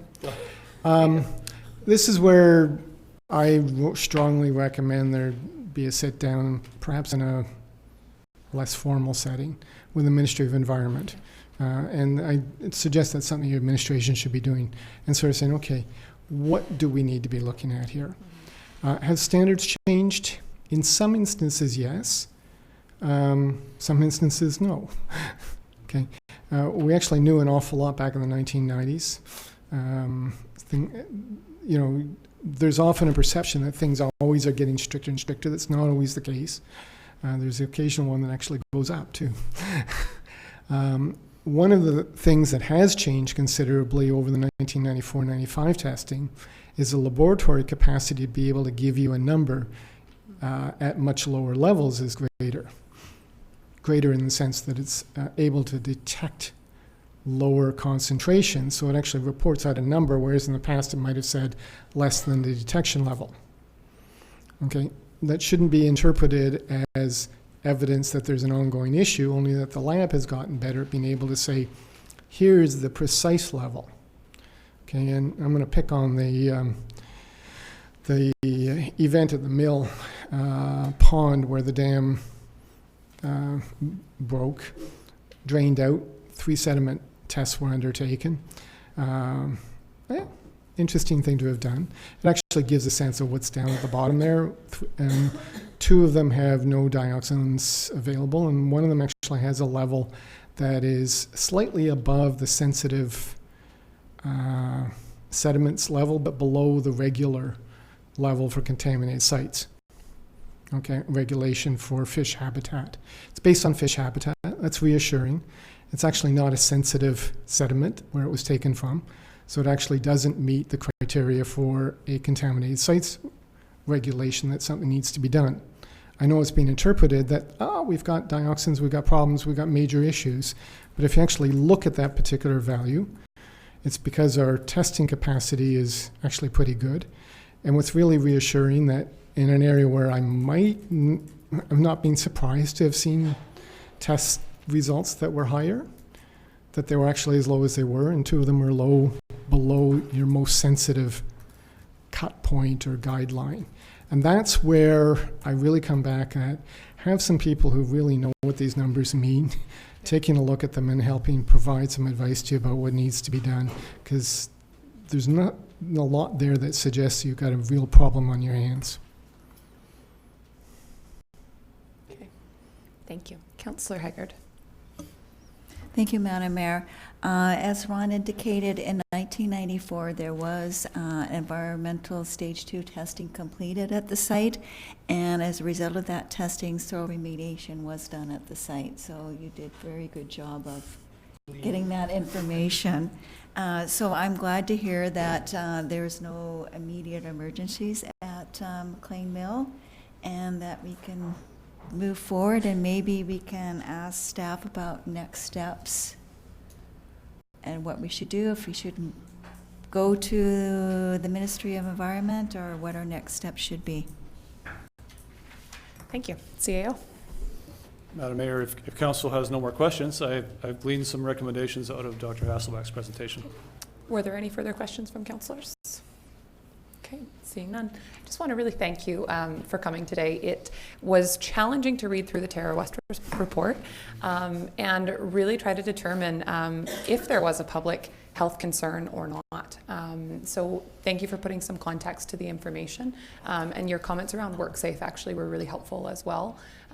Just all of it in general, understanding which organizations are going to regulate and look at different things, I think really helps us understand kind of next steps and how to move forward. So thank you. Thank you, Worship and Council, and to your guests and your administration, who really have done a remarkable job trying to keep things going. I just wanted to commend them. So thank you. Absolutely. Thank you. CAO. Madam Mayor, first, if I may, on the sewer, I would recommend that council direct that a staff report be prepared making recommendations on septic system operations and infrastructure renewal. So moved, Madam Mayor. Is there a seconder? Second. Okay, any questions or comments on that? Wonderful. All in favor? Carried. Thank you. Madam Mayor, on the environmental, there's many, and I'll read them all if you like, and we can go back piece by piece. I recommend that the Terra West report be forwarded to WorkSafe BC for their information, that the city continue to work with Dr. Hasselback to identify prudent next steps. I guess I'm suggesting we don't let him off the hook. That VHA and other stakeholder agencies be consulted in the future prior to any changes of use at McLean Mill. That the city seek comment on this matter from Ministry of Environment. That staff prepare a report recommending potential local and professional participants who might sit on a city advisory group, as Dr. Hasselback has recommended, and that the city send a letter of thanks to Dr. Hasselback. So moved, Madam Mayor. Move all of those. Is there a seconder? Second. Okay, so further discussion on this? Okay, CAO, I just want to really thank you for, those are almost the identical recommendations that I noted down while Dr. Hasselback was speaking, but also for your work on this, because this has been a very challenging issue with a lot of people who feel strongly about it, and we want to make sure that you know, every step that we take is the correct one. It's been a learning process for all of us, so I'm happy we've gotten to where we have, and I think this is a really good way to move forward, not let this issue be forgotten about, and make sure that we are engaging with the right people going forward. Thank you, Madam Mayor. If I can just say that, the staff have been struggling between bringing forward any information that comes up, because there's a lot of very interested stakeholders on this topic, and we've been trying to balance not withholding information, getting it out to you and the public very quickly. And in this case, bringing the Terra West report forward without some professional context, I think I may have erred in bringing you information that none of us were prepared to receive. And so I apologize for that. And it was because we were trying not to be withholding information. In hindsight, I wish I had taken the time to take input from Dr. Hasselbeck prior. But thank you. Thank you. Okay, no further comments or questions, so all in favor? None opposed, carried. Okay, moving on to item 3 from the Director of Finance, the Audit Committee report. Are there any questions on the Audit Committee report? Okay, Councillor Washington, would you like to make that motion? Thank you, Madam Mayor. I move that the report from the Director of Finance dated June 17, 2019 be received. Is there a seconder? Second. And seeing no comments, all in favor? Carried. On to staff reports. Item 1, accounts. Councillor Washington. Thank you, Madam Mayor. I move that the certification of Director of Finance dated June 24, 2019 be received and checks numbered 413971 to 1444061 inclusive and payments of accounts totaling $1,372,821.73 be approved. Is there a seconder? Second. Okay. All in favor? Carried. And that brings us to item 2 from the Director of Parks, Recreation and Heritage. We have a lease of the Echo Park Field House to Alberni Valley Drug and Alcohol Prevention Services, ADAPS. Welcome, Director Thorpe. Thank you, Madam Mayor. The City of Port Alberni is exploring leasing the city-owned Echo Park Fieldhouse caretaker residence at 4200 King Street to Alberni Drug and Alcohol Prevention Service, or ADAPS, for office and programming space. ADAPS provides a variety of prevention, counseling, and support services to youth and their family throughout the Alberni Valley at no charge. I do recognize that exploring a lease with ADAPS is depleting our housing stock by 1 unit. Rather than exploring other vacant lots in the city, it's my recommendation that we do explore this location based on its proximity to the existing ADAPS office down the road, the local skateboard park, as well as Alberni District Secondary School. Thank you. Councillor Haggard, would you like to read the motion? Thank you, Madam Mayor. I move that Council for the City of Port Alberni authorize the Mayor and Clerk to enter into lease with Alberni Valley Drug and Alcohol Prevention Services at 4200 King Street for a 5-year term at the current rent of $300 per month plus taxes. Is there a seconder? Second, Madam Mayor. And are there any questions or comments on this? Councillor Poon? Yes, I have some questions regarding page 122, item 14. With regards to interest charges, it says that the interest will be at a rate of 2% monthly. Is that compounded monthly then? Yes, I believe it would be. Yes, it would. Okay, and then in the duties and responsibilities, I note that it is their duty to advise the supervisor of facility operations of any public complaints. So are you saying that they're also responsible to receive complaints? No, Madam Mayor, not necessarily. It's a case of in the event that with the location, staff at ADAPS and clients may be approached just based on proximity to our various fields and public spaces in that area. So it's more to have the caveat in that staff will maintain a close relationship with ADAPS and in that space. So no, we don't expect that ADAPS will be a complaint department per se, but we want to give a mechanism that in the event that complaints do come forward, they still filter through staff so we can ensure that we're meeting those complaints in a timely fashion. Okay, and my final question is that the third-party liability insurance of $2 million, is that our standard amount? Like, yes, it seems is. a bit low. Yes, $2 million is a standard package. We have explored $5 million per occurrence in various situations, but $2 million would be standard in this case. Yes. Thank you. Any further questions? Okay, thank you very much for this. Before we call the question, I just want to say that I'm excited about this partnership. ADAPS ADAPS does incredibly important work in our community, and I think having them in this location makes so much sense. So thanks for your work on this, and to the board of ADAPS as well. And on the question, all in favor? Carried. Thank you. And the next item on our agenda is the Alberni Valley Curling Club lease agreement. So I believe this is just a renewal of current lease. CAO, do you want to speak to if there are any changes? Madam Mayor, I'll ask the Director of Parks, Rec and Heritage to speak to that. To come back up.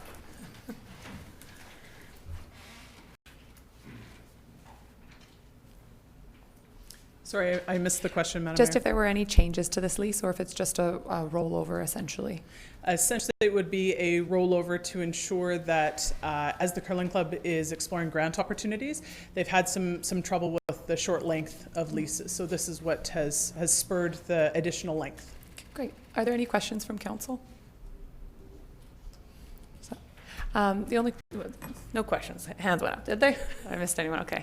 The only question that I have is we've had some discussion about leases that we have who are required to maintain the building, and I'm just wondering if our manager of facilities has been able to go through this building and make sure that it's being maintained to our standards. Yeah, so actually part of the revised lease, we do identify specifically in there the relationship with the facilities operations supervisor and the leasee, so in this case, the Curling Club. So yes, our staff will also be keeping close contact to ensure everyone's meeting regulation. That's great, thank you. Okay, Councillor Paulson, would you like to read the motion? I'd like to move that Council for the City of Port Alberni authorize the Mayor and Clerk to enter into a lease with Alberni Valley Curling Club for the portion of the old arena to use for curling for a 10-year term at a rate of $1 per year. Is there a seconder? Second, Madam Mayor. And seeing no questions, all in favor? Carried, thank you. And item 4, from the Manager of Bylaw Services, we have the Harbor View Apartments. CAO, would you like to speak to this one? Yes, Madam Mayor. And I'll make note, Madam Mayor, the manager for the Harbor View Apartments is in the room if you do have questions. So the building Harbor View Apartments at 3118 3rd Avenue has been designated by the city as a nuisance building, and council will be, you might not be familiar, the previous council designated that building as a nuisance for the reason that that there were far too many nuisance calls, if I may use that term, and different agencies of the city were having non-emergency calls to that building, and our staff, our collective enforcement staff, came to council and said, we think we need this designation in order to get this building back in line where it's less of a draw on city resources. And so that designation was granted by council. I believe it was 1 year, and it was under the authority that the city has with our own nuisance abatement bylaw. Now that council has asked, the property manager, Mr. Goss, has asked that the city reconsider that designation. I believe it's been 1 year. The report on page 134 of your agenda sets out the number of nuisance calls, and I'll just see if you scroll down a bit. There. So you can see that in 2017 there were a considerable number of nuisance calls to this building, particularly for the RCMP. And these are non-emergent calls that we regard as nuisances. And a review was later conducted from January to March of 2018. Those calls had gone down considerably. And you can see in Mr. Scott's report that from January 1st, 2019 to June 1st this year, there has been 0 nuisance calls to that building. So I would say that the nuisance designation has worked for the city, that this property owner and manager has come to the table and addressed the issues that were causing it to be a nuisance. And it's appropriate that council would consider whether you want to remove the nuisance designation from that building, or whether you need more time of zeros before you're prepared to do that. Okay, thank you very much. Council, are there questions, comments? Councillor Solda. Madam Mayor, if this gets passed, this motion here that I'm reading here. I would like to still see a review done like at the end of the year, every 6 months or something like that, just to keep on board with it. So I have no problem moving that motion that's presented here, but I still would like to see, just a review at the end every 6 months, just for now. Councillor Poon? I would support that too, so can I second the amended motion? So there hasn't really been a motion made. No. So Councillor Solda, if you'd like to make a motion, and if you could just include receipt of the report as well. Yeah. I'll move that the report from the Manager of Bylaw Services dated June 6, 2019 be received, and that the Council and the City of Port Alberni direct staff to remove 3118 3rd Avenue, Harborview Apartments from the city's nuisance lists, and that we review it every 6 months and we'll determine that as time goes by. Thank you. Thank you. Are there further? I think that was seconded by Councillor Poon. Councillor Poon, did you have questions as well or comments? Not really. I think this is a good step for Port Alberni, and I really appreciate the property manager who has reduced the number of non-emergency calls. Councillor Paulson. Just a quick comment on the 2018 figures. Just keep in mind that that's only for 1 quarter of the year, so roughly you could multiply those by 4. But I'm really enthused with the 0 calls, and I'm just wondering if the property manager might comment on this is a good news story, so what they're doing and what they're going to do to continue along this path. Okay, if the property manager is interested in coming forward.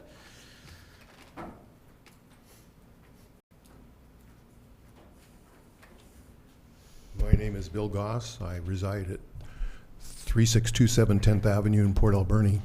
I took this building over last August, September from a gentleman by the name of Randy Brown. There was a lot of problems in the building, no argument about it. And there was one item that tipped the scale, and the owner bought Mr. Brown out and approached me to see if I would look after his building for what he termed a short time till he could make up his mind what to do. I have looked after Signet, which is a large apartment in this building. I'm part of the new one that's going at 4th and Apple, and I have various other projects around town I look after. That one needed a hammer, and we did that. And we've got cooperation from some of the tenants, believe it or not. And I think the downstream benefit to the building will be good. And I think we'll be able to maintain the situation we have now. The building is not perfect because of a variety of reasons, and it never will be. But we do need a place for a lot of those people. Questions? Yeah, thank you for that. It's great to see the improvements that have happened there. And that said, I think that the community would agree that there are still concerns, but I certainly have seen a significant improvement. I think it's prudent for us to keep monitoring, and I want to thank the Nuisance Property Working Group for all of the work that they've done around this, not this specific building, but in general over the last year or so, because I think that a few of our buildings are improving, and there's certainly a lot of work to do still, but it's nice to see steps being taken. So are there any other comments?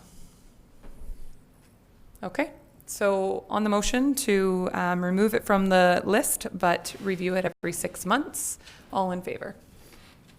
Carried. Okay, and item 5 from the Manager of Planning, Cannabis Production and Cultivation Project Update.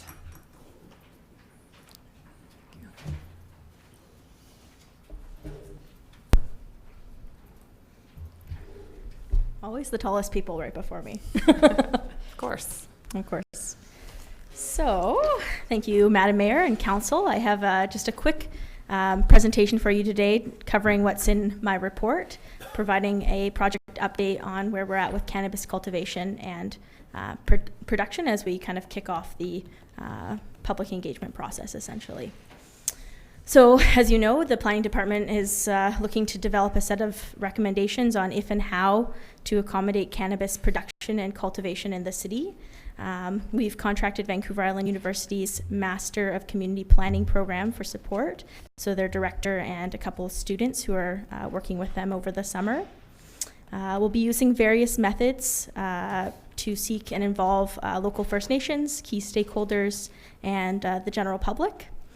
And we'll be starting that in July and going through, hopefully bringing you a recommendation or a set of recommendations in a report in October 2019. So beyond kind of best practices and looking at what other municipalities are doing and kind of considering various technical aspects of cultivation and production, this process is really kind of couched in a public engagement process. So that is kind of composed of five different strategies, which are outlined here. So first and foremost is an online survey that we'll probably host from August through till September. We'll put that up on the Let's Connect platform that the city uses, promote it through social media, the local newspaper, on our website, and we'll be sure as well to make sure that there are paper copies available as well for anyone who doesn't feel like filling out an online survey is appropriate for them. Stakeholder involvement, so we'll be sending out an email and letters inviting stakeholders to share their opinions, set up meetings with us in person to talk about the matter if they would like to, and drive them towards the survey as well to share their input as well. In terms of local First Nations involvement, similar to stakeholder, we'll be sending out an email and a letter to the Hupchesa and to Shot. We'd like to have in-person meetings with the chief and council or staff as directed by those nations, if that's what if they'd like to involve us and have a discussion. And they'll also be invited to participate in the online survey as well. And then in terms of in-person engagement, we're kind of taking two different strategies. One is standard open houses, 2 open houses to be exact. One kind of, the first one for more information gathering, having a conversation with the public, doing the listening and gathering that information. And then the second one would be later on in the process to report back on the findings and report back on the proposed recommendations. But beyond kind of that standard approach, we'd also like to kind of meet the community where they are. So we were thinking that because of the timing, the fall fair would be an appropriate place to kind of interact with a large number of members of the community, maybe host a little booth with staff, have some facts and have some discussion with people as they walk by if they're interested in talking to us. Oops. There we go. Oh, there we go. So in terms of the schedule, again, looking at kind of July through October here, with the kind of key milestones being more so in August and September, and then reporting back in October. What I forgot to include in this, unfortunately, which is my bad, I apologize, is an APC report. We'd probably want to bring a report back to the Advisory Planning Commission first before we come back to council with the final report. Oops, keep pressing the wrong one. Clicker. There we go. And that's it. That's it. Let's get a new clicker. Oops, I'm going forward now. Anyways, there we go. Sorry. It's been a while since I used the clicker. It's not you. It's not you. It's everyone. Thank you very much for that. It's great to see a timeline and really excited to see that we are working with the Vancouver Island University on this as well. Council, are there questions on this process? Okay. Seeing none, I hear just general happiness with the approach. Councillor Soldo, would you like to make this motion? Yes. Madam Mayor, I move that the report dated June 19th, 2019 from the Manager of Planning regarding the cannabis production and cultivation project update be received by Council. Second, Madam Mayor. Okay, and seeing no further comments, all in favor? Carried. Thank you. Moving on to item 6 from the Manager of Planning, zoning bylaw amendment 5119 Athol Street. Okay. I've got another presentation for you here too. So great. Oh, wrong one. Sorry. That's okay. It's the same one as before. Put 2 together. There we go.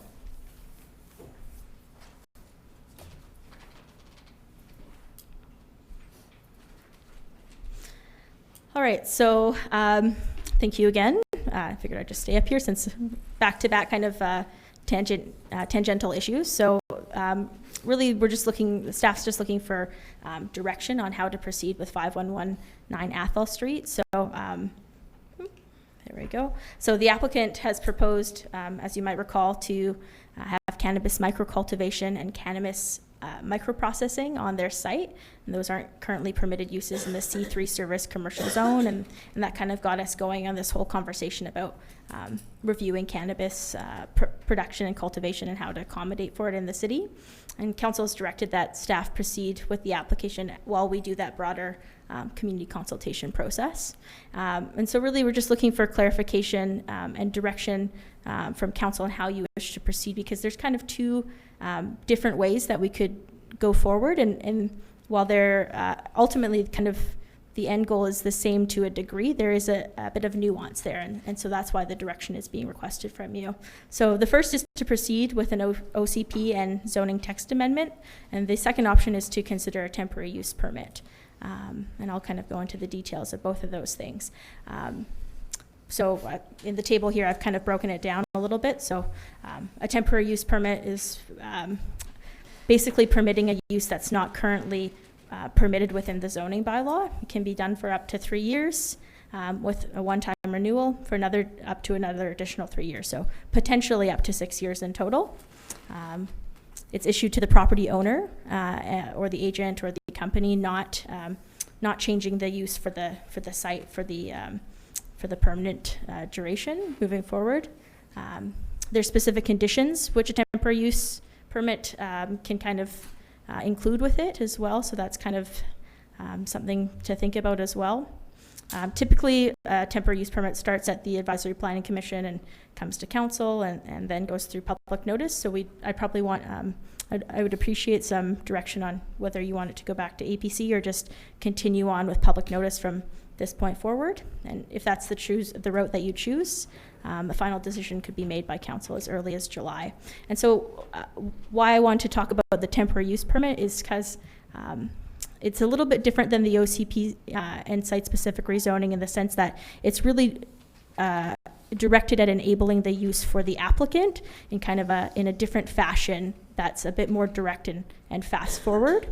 Whereas an OCP and site-specific rezoning is really about changing the land use on a kind of a permanent basis, right? And it's not applicant-specific, it's an ongoing decision that whether Mr. Brevik left and somebody else came in, that decision would remain. Whereas a temporary use permit is, again, it's kind of to enable the applicant to move forward in a quicker way.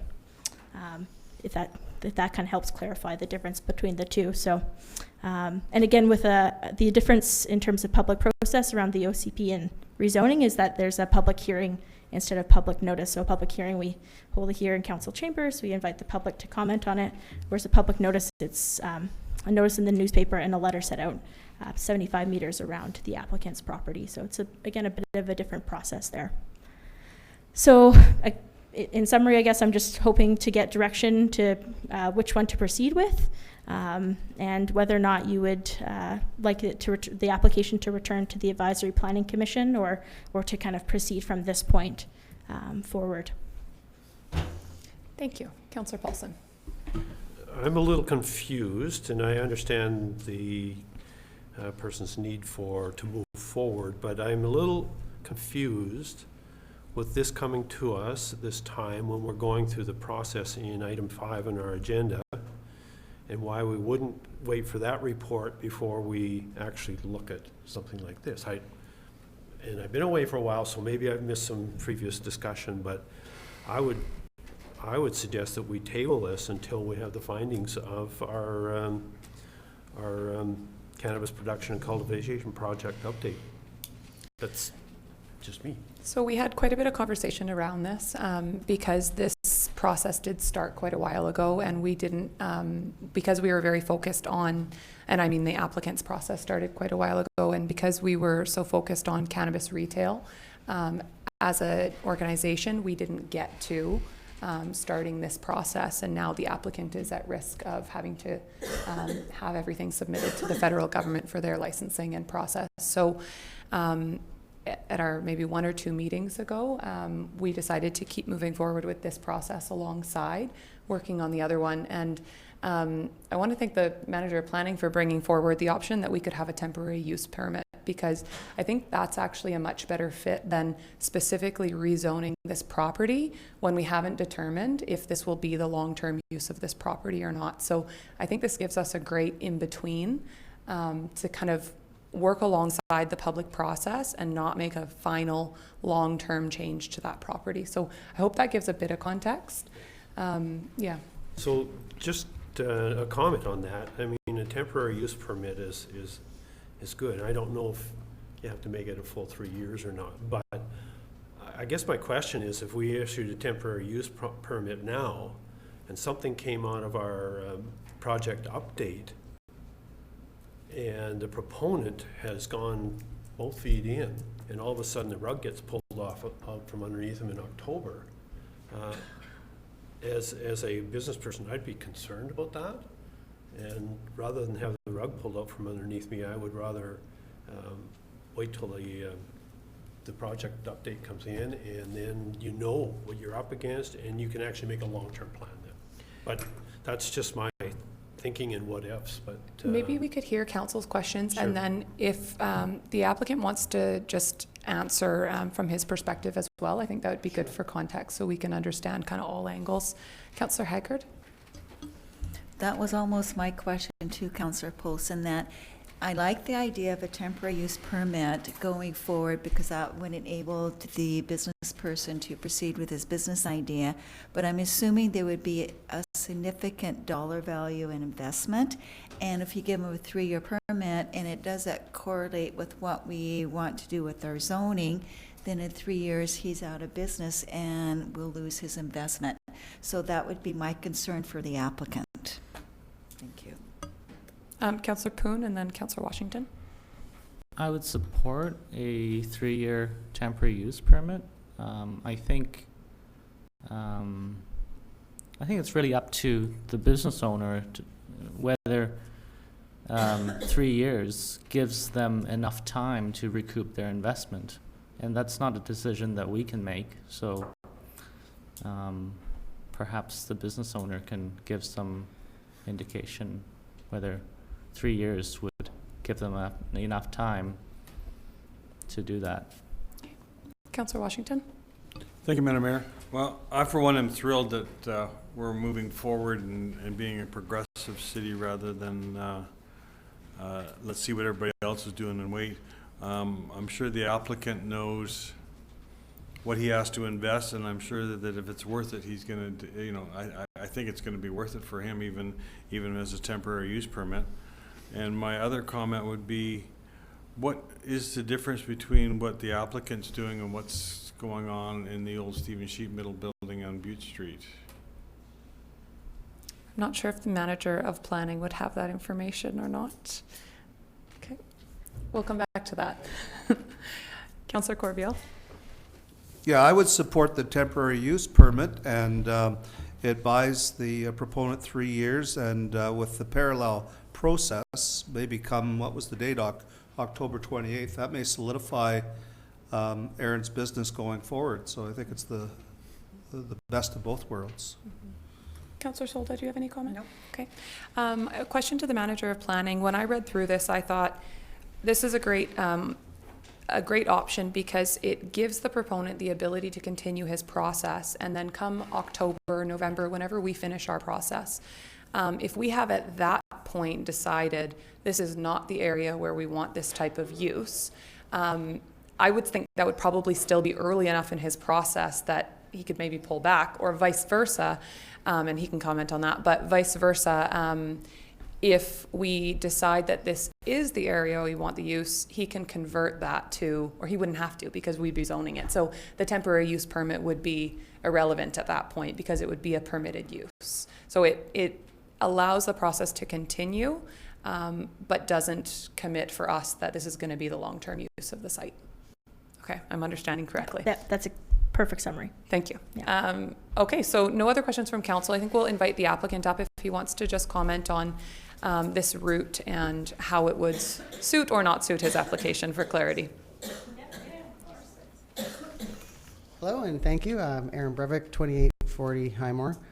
As you guys are aware, there is a federal election looming, and it is my intent to submit our application before the federal election. Byron was in the house. It's looming. The campaign is already ongoing. It is my full-hearted belief that I am already in with both feet. Financially, morally, my entire life has revolved around finding larger businessmen who are able to help me carry this to the next appropriate level through the government system. I am not able to do that on my own, and I'm actually quite impressed with the fact I've been able to carry it to where I have and attract the appropriate people to come and look at our town who have never looked at it before. I would be absolutely thrilled with a temporary use permit, with the knowledge that it is a temporary use permit, and I would be willing to jump in 2 feet knowing full well that this community needs industry. Now, I cannot bring 300 jobs to town, and I said it when I ran for a seat amongst you, but I can try and develop 100 businesses that all employ 5 to 10 people, and I can start by leading by example. I really do believe that by allowing me to start the process of my construction and everything, which has to be, the build out of these buildings has to be 100% complete to the point where you can hang your light bulb before you're allowed to apply to the federal government. I do honestly believe that if I were to start my construction now, I would have my application in on time with the federal government before any election could potentially change investment in the valley. And I also believe that the planning department and the appropriate channels through your public consultation process will find that my building, which is located off of Main Street in an area which has never once housed a clothing center or somewhere that would employ people at $15 an hour, is an appropriate location for this type of heavily regulated facility. I noticed that there was a concern in there, and it would be made as part of the motion as to require the ventilation and everything, which would be inspected by Health Canada. But it is also important to note that this business, even if I applied by October, would very likely not receive federal approval until the following October. I'm expecting to sit in transition for about a year with the actual government, and to start construction sooner than later would only be the best thing in my opinion, temporary as it may be. I have faith in the community that they've spoken. Great. Thank you. Okay. Thank you very much. Councillor Paulson. So just, am I right to assume actual production wouldn't start for about a year? At least. Or a year and a half? At least. Right, okay. Okay. Any follow-up questions?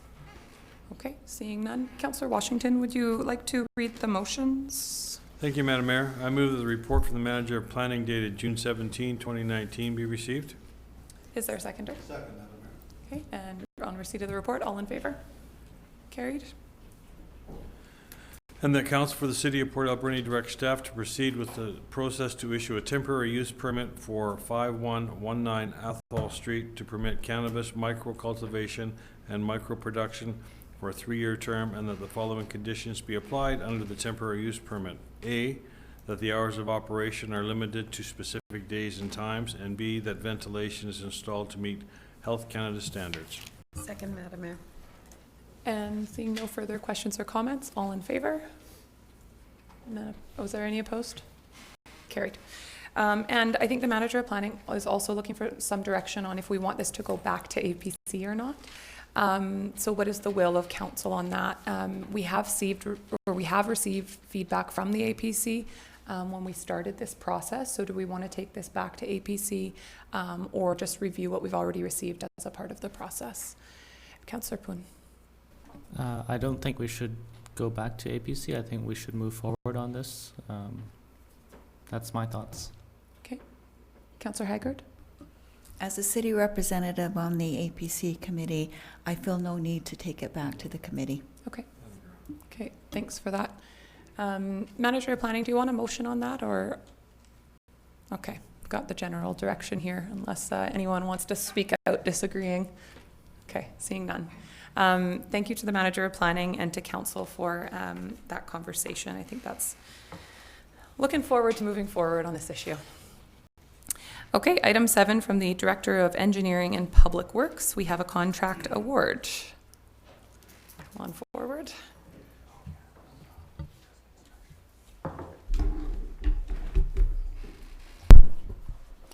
Thank you, Madam Mayor and Council. In front of you is a request to award a contract for the construction of the 21st Avenue Cowichan Reservoir to Bird Street water main replacement, a portion of that water main replacement project from Argyle Street to Bird Street, and that crosses the Dry Creek Gully as well. You'll see that we set aside $1.6 million for this project. This particular tender came in quite a bit lower than that. We estimated a bit high. We didn't have any local contractors on the last couple of projects. The low bid on this is Bowerman Excavating, who is local. We expect that the amount will come in under budget. How much remains to be seen. There's still the design fees, the construction, engineering, and inspections to go on top of that, and barring any unforeseen circumstances that they may come across, we would expect to come in under budget. So, unless there's questions. Okay, Councillor Solda. Thank you for the report. I'm just kind of curious to know if we do go over budget, is there a contingency fund, or you're going to? There are some contingency dollars built into this. There's 100,000 in contingencies for unknowns that come up during construction. Certainly with the budget set as it is, there should be ample. I mean, there would have to be some pretty large unknowns, which I'm not anticipating. Okay, I'll always ask that question about Okay. contingency funds, so Yep. be prepared. Thank you. Councillor Haggard. Thank you, Madam Mayor. Has the city worked with Bowerman Excavating before on any projects? Yes, we have. Okay. Probably the last big project was the improvements in Dry Creek. Bowerman did that project for us, and that was quite Okay. successful in alleviating the flooding on 3rd Avenue. Okay. I'm always just a little concerned where there's so much discrepancy in bids, so if you Mhm. think they have a good track record and... Yes, they do. Okay, Yeah. thank you. That's great. Councillor Corbeil. Just a comment, it's a good news story that it's a local contractor that was successful, and I think maybe part of the reason that the local contractor was able to win the bid is because he has local workers, and there's some efficiency there in not having to have motels and the rest of it. So, as I say, it's a good news story. That's great. Councillor Corbeil, would you like to read the motion? I'd love to, Madam Mayor.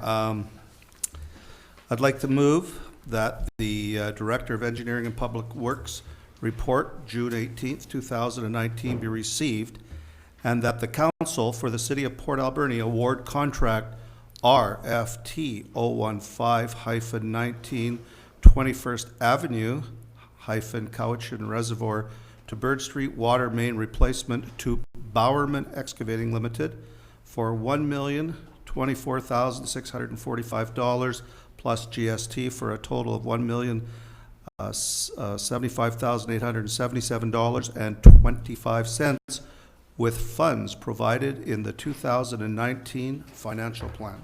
Second, Madam Mayor. Thank you. Any further questions or comments? Seeing none, all in favor? Carried. Thank you. And moving on to item 8, also from the Director of Engineering and Public Works, contract award for the wastewater treatment plant updates for the marine outfall. Yeah, thank you again, Madam Mayor. So the marine outfall is a portion of the wastewater treatment plant or facility upgrades project that the city's currently undertaking. It's probably the second last contract that we're hoping to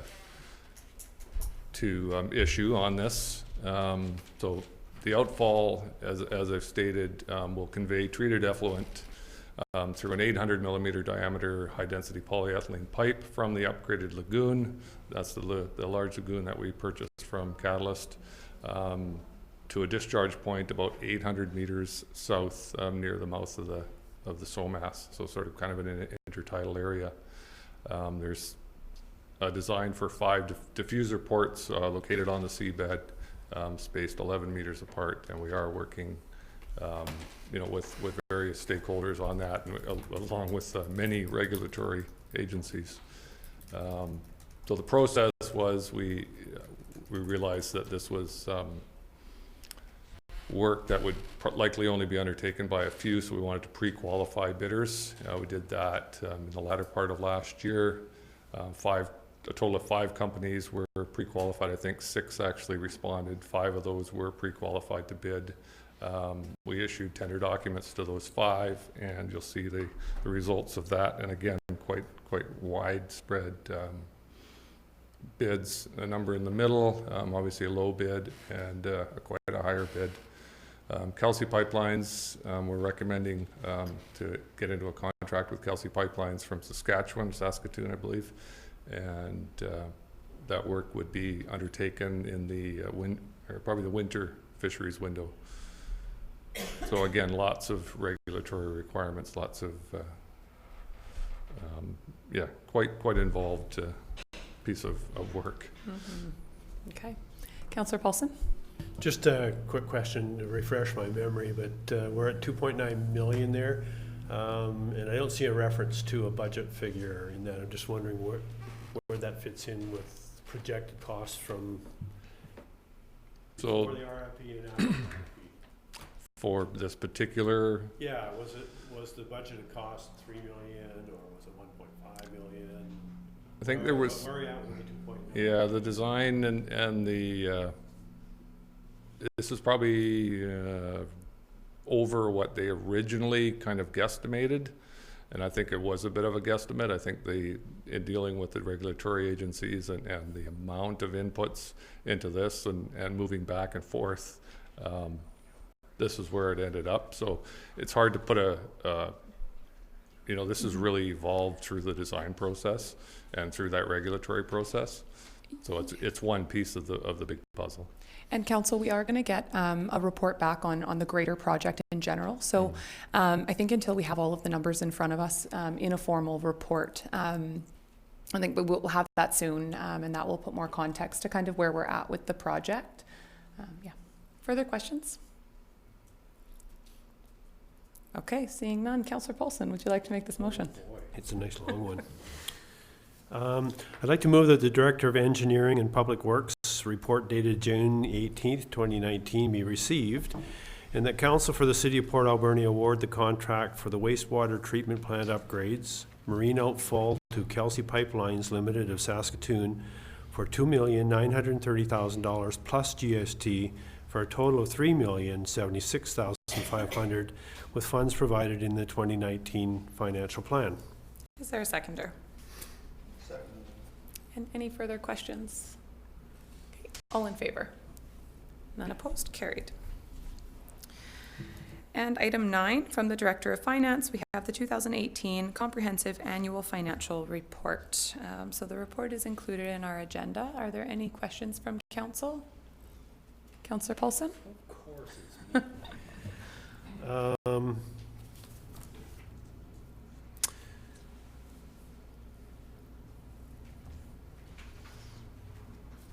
Councillor Paulson, get your questions together. There's 3 of them here, and I'm just trying to. Page 152, I noticed a referral that our long-term debt decreased, and what would we attribute that to? Director of Finance. Mayor and Council, that would be the principal payments made in 2018. Okay. Great. And just out of curiosity, I'm quite surprised on page 216 where there's a list of our top taxpayers, industrial, I guess. I'm surprised that the Barclay Hotel's not on there. The Hospitality Inn is on that list, but the Barclay may be, because I'm not sure exactly who owns it. Like, it might be under one of the lettered companies listed there, maybe? Interesting. I'm just surprised because I would think that their property would be at least in the same category as the Hospitality Inn. Mm-hmm. Anyway. I'll have a look and we can add that to next year's report. Normally Sure. we just put the type of business it is, or the, like, it may be rental buildings. Maybe they were just under the threshold. Maybe they're number 21. Yeah, exactly. Could be. Any further questions, Councillor Paulson? No, thank you. Thank you, great questions. Any other questions from Council? Councillor Solda? So, thank you, Madam Mayor. Just to go on with what was just asked to you, what is JBNS Holdings Limited then? I can't tell you that. Oh. That may be the That's what I'm Barclay, I don't looking know. at. Yeah, okay, I was kind of curious to know. It may be a That's rental building, an apartment or something like that. Okay, thank you. Thank you. Any other questions? Okay, seeing none. Councillor Solda, would you like to make the motion here? Madam Mayor, I'm just going to find out. I lost number 9. Thank you. I'll move that the comprehensive annual financial report for the year ending December 31st, 2018 be received. Second, Madam Mayor. Thank you. And seeing no further questions or comments, all in favor? Carried. That brings us to item 10, Manager's Reports, and we have the Director of Parks, Recreation and Heritage.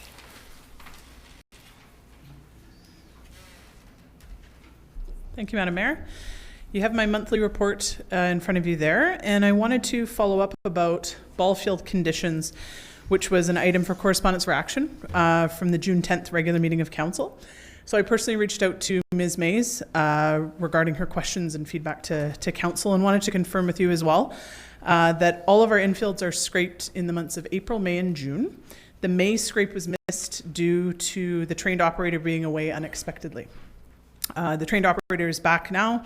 The June scrape was completed on the infields on June 20th, and we'll also be training 2 additional operators in this summer and fall to ensure that we've got adequate coverage throughout the spring season. That's excellent. Thanks for following up on that. Are there questions of the report from Council? Councillor Paulson? Look at We're me so go. glad you're back. Look at me go today. If you could give us an update. I have become a regular patron of the track, I would say, and try to.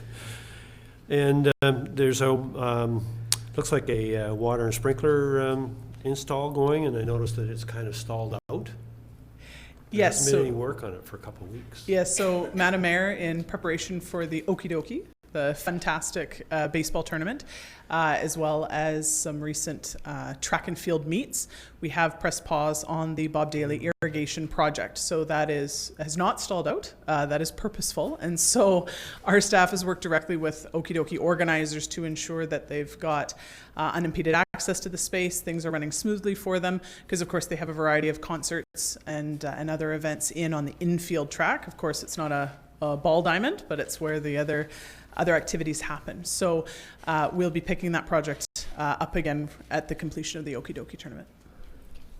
Great. Councillor Haggard. Thank you, Madam Mayor. I do have a question. Director Thorpe comes here regularly every month with wonderful reports, and I so appreciate them. Thank you so much. And we get a quarter report from the RCMP, but we never hear from the Fire Department or Public Works. Is there a reason for this, or why we pick on Director Thorpe and not anybody else? Or CAO, you might want to speak to the fire reports. I think you're the one that stopped doing them I a while ago. I might have broke the regular monthly reports. Aside from Director Thorpe being so engaging and dynamic, so it's just a pleasure to hear from her on a monthly basis. There was a time in the past when every department provided a monthly report. And for some departments, like Director Thorpe's, there's so many moving parts that there's lots to report on that projects and programs. For other departments, like the fire department, they just provide good service every day. When the bell rings, they go.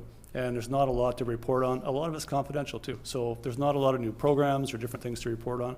I know I felt when I was fire chief that it was homework that took my time away from doing the work that I was supposed to be doing.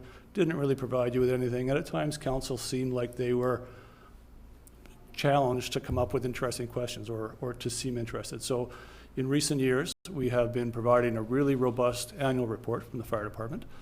We decided to stay monthly on a couple departments. Parks, Rec, and Heritage is one of them. Engineering and Public Works is another one. And I recognize we haven't been in front of you with those reports lately, we're going to have to get back to that because there's a lot of moving parts there as well. And we've made a conscious decision to maintain or to bring forward reports as and when there's points of interest. So that's the long story of rather than a blanket rule that everybody must report monthly, that we're trying to value your time and staff's time. Having said that, if council wants to see more reports from any one department or all departments, just tell us that.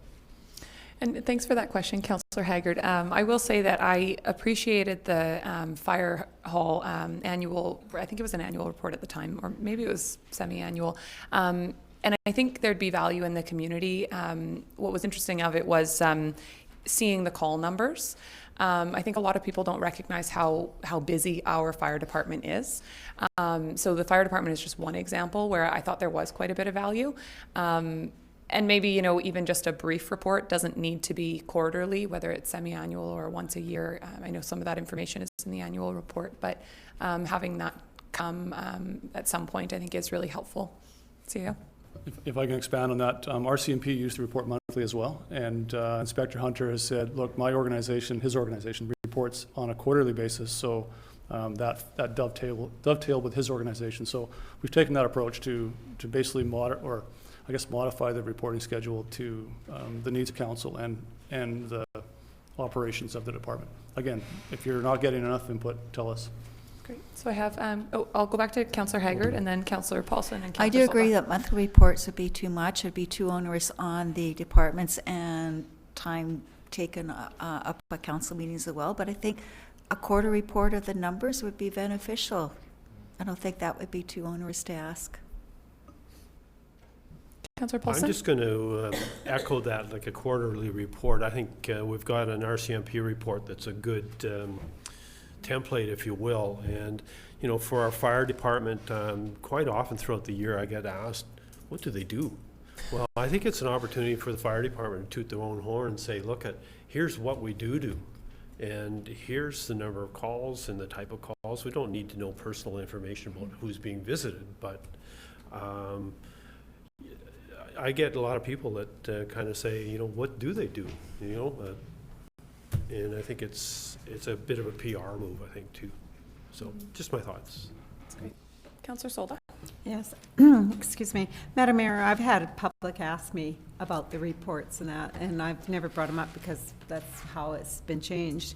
And it would be great to have the works. I like the works reports and streets and say what we're doing in that, just an update.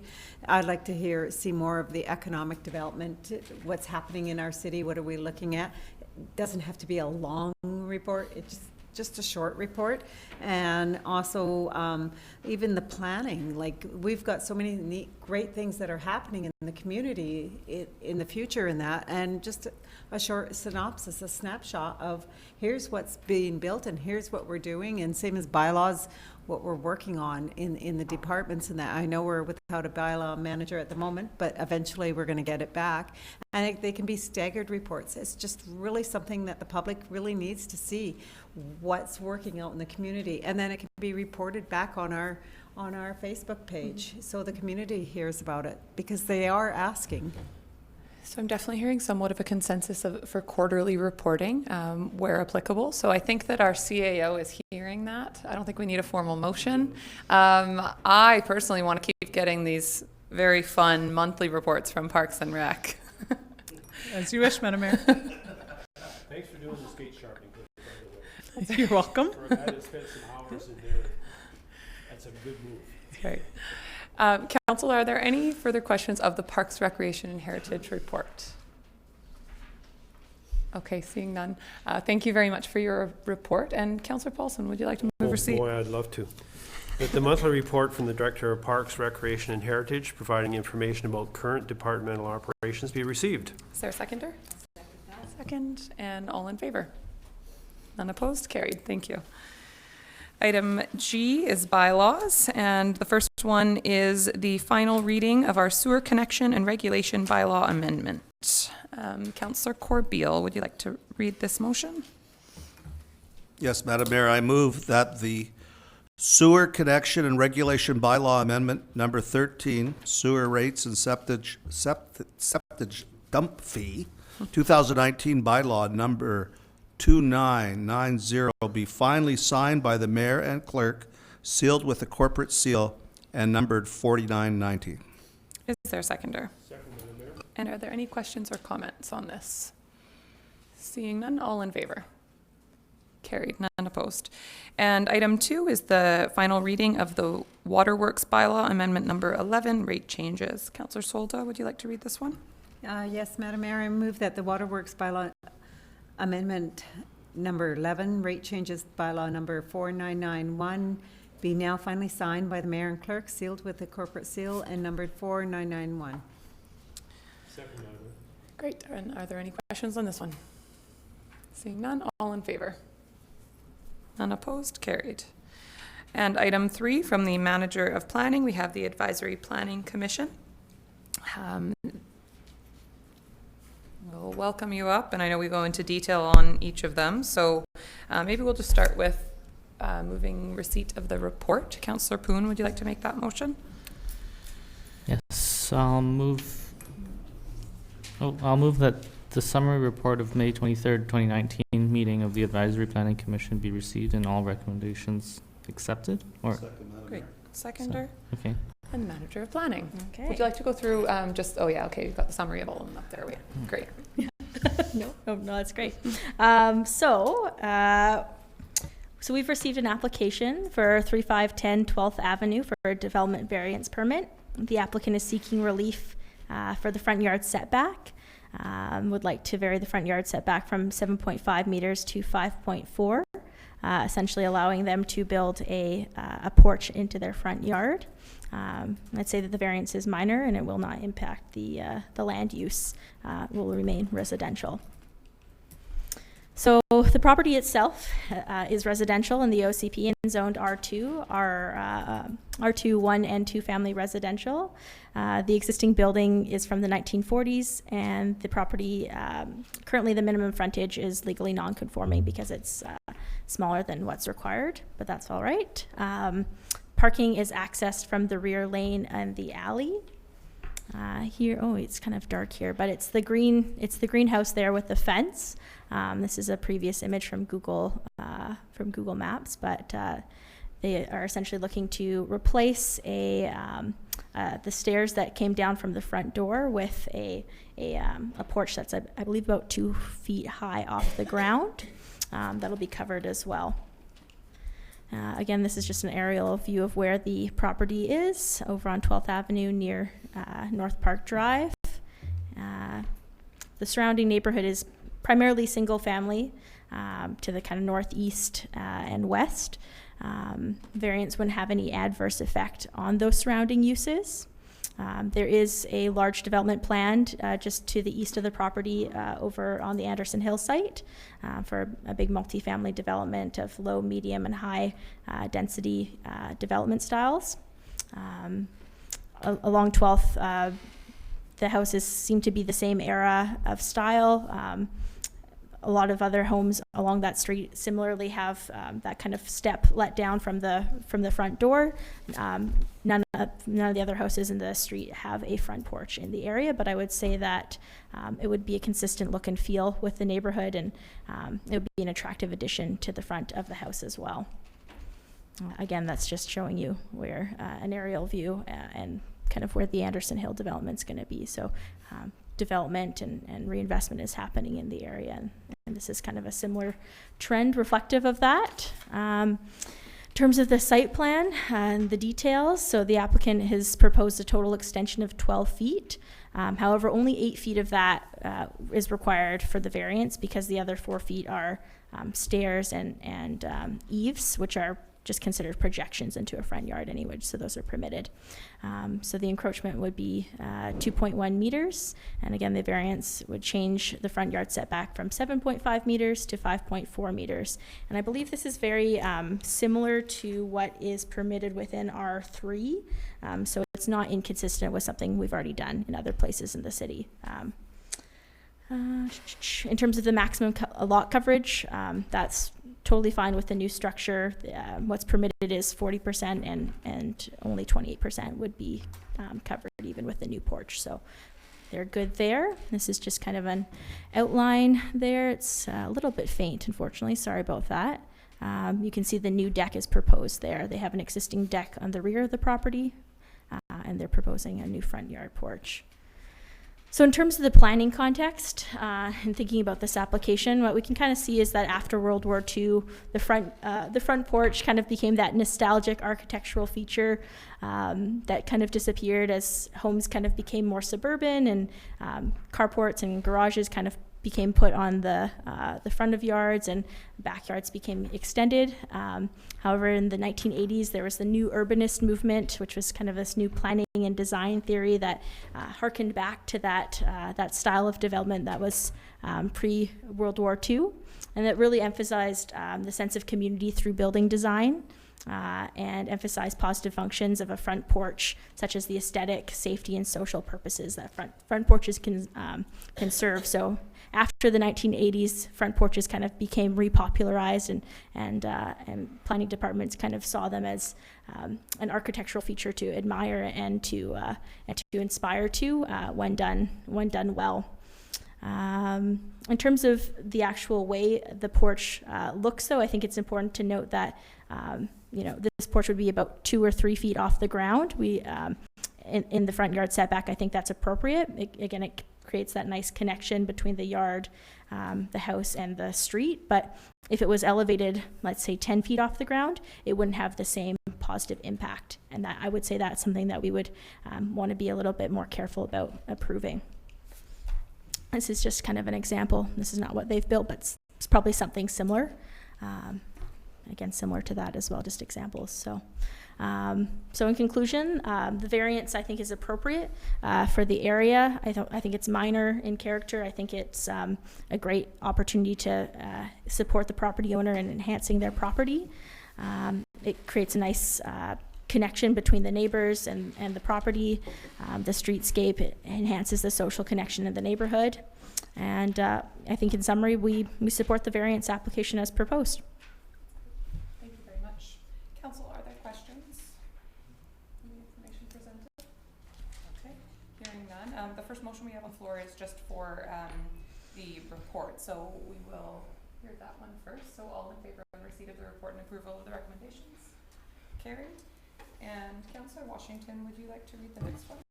Thank you, Madam Mayor. That the Council for the City of Port Alberni directs staff to proceed with the necessary development variance permit to vary zoning bylaw number 4832 as follows. Vary section 5.12.2 R2 1 and 2 family residential minimum setbacks front yard from 7.5 meters to 5.4 meters, a variance of 2.1 meters or 6.9 feet for the property located at 3510 12th Avenue and legally described as Lot 3, District Lot 1, Alberni District Plan, VIP 6084, PID 001-314-009. I think you can continue on the next one. We'll just say and that. Okey dokey. And that Council for the City of Port Alberni to direct staff to give notice of intent to consider the issuance of development variance permit number 93 for 3510 12th Avenue. Thank you.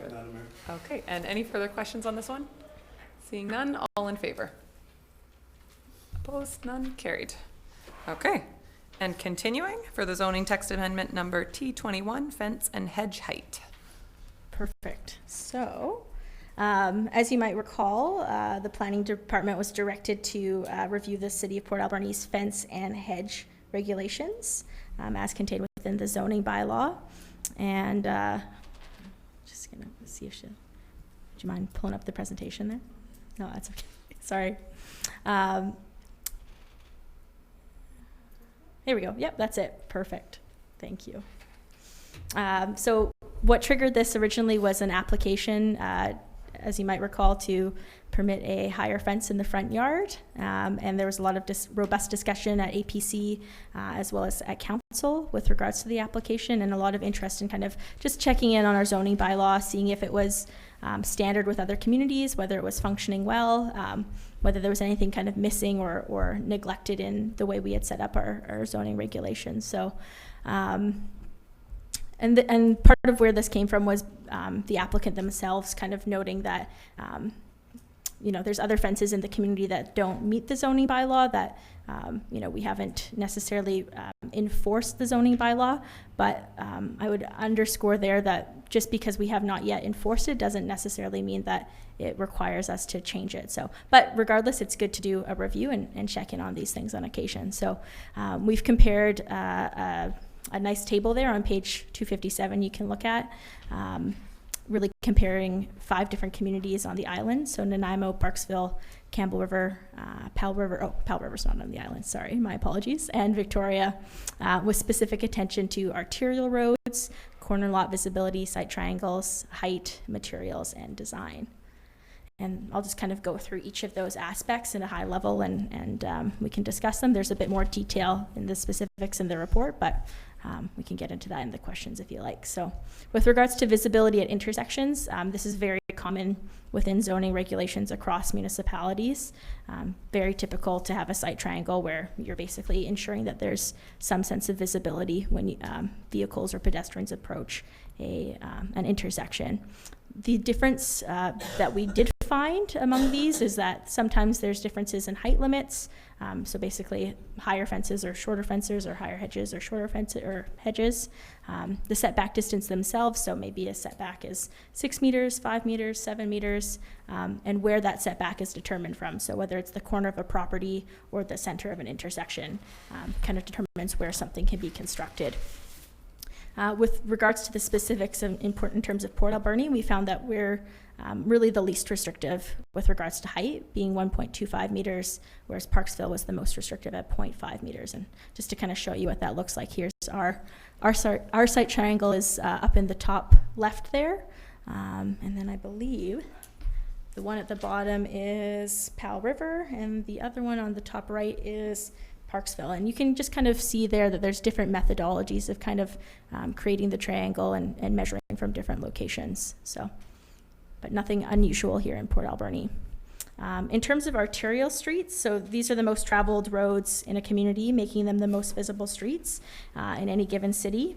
In terms of residential properties located along arterial streets, fences and hedges can be used to create a shield or buffer against noise or airborne materials, and so APC wanted us to look at arterial streets to see if there needed to be some sort of specific provisions around them with regards to fences and hedges. What we found is that it's not typical. I don't think any of the municipalities we looked at had specific provisions around arterial streets having higher or lower fences or hedges. One thing that I thought might be useful to think about, though, is that other municipalities typically take arterial streets and think about different types of land uses around corridors. So as communities get busier and grow, those streets get busier and noisier typically, and over time it makes sense to kind of transition those to kind of commercial or higher density land uses. That's not something that I think we've necessarily taken an approach in through our OCP. It might be something we want to think about in the next OCP. If council wants to direct us to do that sooner, we can, or that's something we can do on a site-by-site, application-by-application basis. But I think instead of looking at permitting higher fences. Just to interrupt for one moment, because we are past our 3 hours. Oh, thank you, Councillor Washington. So could we have a motion to continue? Motion to continue after 3 hours, Madam Mayor. It has to be unanimous, I've heard. All in favor? Carried. Please continue, thank you. Fence stuff is super exciting, so. It's worth it. Get into the details. I just think that specifically because we don't see this in other communities, I don't think it would necessarily be wise for us to go down making specific provisions around increased height for arterial streets, but I think it's more strategic for us to think about land use around corridors and arterials. So just something to note. And this is just an example actually of Vancouver, where Arbutus Street is kind of outlined there in the red, which is kind of a busy arterial with lots of pedestrian, vehicle, bus traffic. And you can see kind of in the green square how higher density residential buildings and commercial buildings have been used to buffer the nearby residential areas from that noise and debris, essentially. So in terms of material and design, when looking, doing the review, really what we see is that municipalities really only provide provisions around material and design as a way to alleviate risk. So like thinking about materials that might cause harm to the general public and what land uses might be appropriate for certain types of fences or walls in areas that are zoned appropriately for that. So Port Alberni has minimal regulations, I would say almost none, in terms of actually managing materials and design. And that's not necessarily a problem, but if we wanted to talk about that further in terms of from a safety perspective, that might be something that would require some further thought and review, but it wasn't something that we included in this report. It didn't seem to be in the spirit of what we were looking at. So, however, one of the things that was brought up, I remember from APC, was talking about deteriorating fences, and I think council as well, talking about kind of community image and how we can kind of manage deteriorating fences. And I think that's not something we would want to put in a zoning bylaw, but instead perhaps the property maintenance bylaw. So that's always an option in the future as well. So height restrictions are probably what's most commonly regulated in zoning bylaws. They're typically different in the front, side, and rear yards. Some of the key highlights there, what we find is that heights permitted within a rear yard setback seem to vary from 1.8 meters to 2.5 meters. Fence heights permitted in the side yard setbacks are commonly harmonized with the side yard and the rear yard so that they're kind of the same. Makes sense kind of aesthetically. Front yards are most typically lower for safety purposes. Again, that's kind of what we have here in Port Alberni as well. It creates that visibility into the front of a yard so that we can see a property. We don't have any restrictions right now on fences built on top of a retaining wall. This is something that you might recall the previous applicant bringing up to us. Other municipalities mitigate that by either defining a retaining wall as part of a fence or by creating some sort of calculation where if a retaining wall exists, then a fence height is calculated accordingly. Some other municipalities, I believe Victoria, have an openness consideration. So if, let's say you have a lattice style fence, it can go a bit higher, but while that might seem attractive, it's quite hard to enforce. So we probably wouldn't recommend it for that reason. Yeah, so some communities consistently regulate the height of fences, walls, and hedges, while others don't have a consistent approach, but ours is fairly consistent. The only thing to note right now is that hedges, actually, the height of hedges are not regulated in the side or rear yard in Port Alberni. So this is just an example of something that we might want to try to avoid in the future by making some changes to the zoning bylaw, as the applicant brought up. Not always the best from a community perspective. So in conclusion, it's very common for local government to regulate fences, walls, and hedges. The zoning bylaw should probably try to serve both the property owner and the general public. Fences, hedges, and walls attribute really to that visual character and aesthetic of the community and have safety implications as well. So those things are important to consider.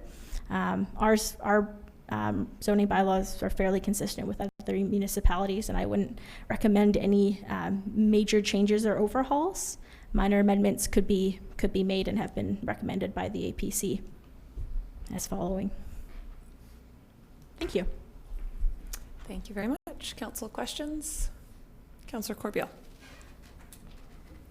I have a question. I guess it's the 6.7.4. So is that talking about the side of the yard or simply the front and the rear? Yes, so that is the actual from the rear yard, which it's kind of the way our zoning bylaw words it is kind of strange. The rear yard includes the side yards. Okay. So it says rear yard, but it's technically the side and the rear yard. So as it is today, we only say a fence can be 6 feet high. We don't say hedge. This is saying that you're recommending we add a hedge. Exactly, because often what we do have, we typically, in discussing this with the bylaw department, we typically don't have complaints about fence heights from neighbors or neighboring properties to one another, but we often have actually complaints about the height of people's hedges in their backyards, saying, "Oh, I can't see the sun anymore because their hedge is now 20 feet tall," or something like that. So this would just kind of put a cap consistent with fences and walls.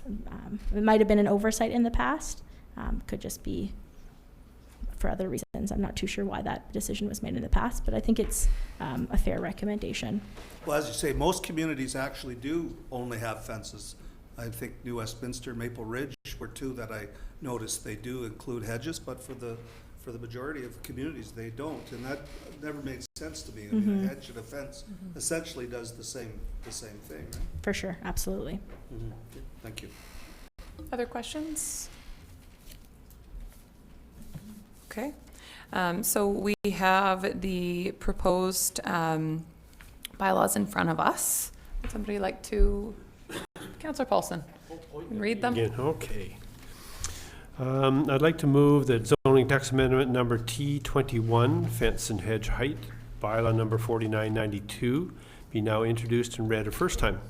Is there a second? Second. Okay, and are there any questions on it? Okay, seeing none, all in favor? Carried. Continue. That zoning text amendment number T21, fence and hedge height, bylaw number 4992, be read a second time. Seeing no questions, all in favor? Carried. Continue. That zoning text amendment number 21, fence and hedge height, bylaw number 4992, be advanced to a public hearing on July 22nd, 2019 at 6:30 p.m. in City Hall Council Chambers. Is there a seconder? Second. Okay, all in favor? Carried. Thank you, Manager of Planning, for the report on this. It's nice to have such detailed comparisons. Good to get a good understanding of what other communities are doing. Thank you.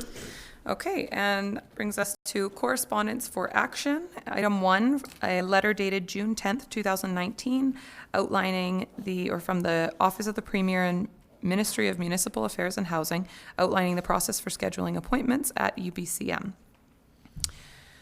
And we have just council confirmation, just an ask for us to kind of start considering what meetings we want to have at UBCM and a note of the deadline for that. Councillor Paulson. I'm back. Just with regards to this letter, I think it would be great if, I don't know what forum we can be in, but if we had a strategy meeting around this to bring views from all council and our CAO, I think would be really beneficial to get this organized and so that we're all on the same page and not going off in different directions. Yeah, I completely agree. I was going to suggest the same thing. So great suggestion. I think it's important that we are really strategic with these meetings and not just have a meeting to complain about one small item that is not necessarily the business of the city.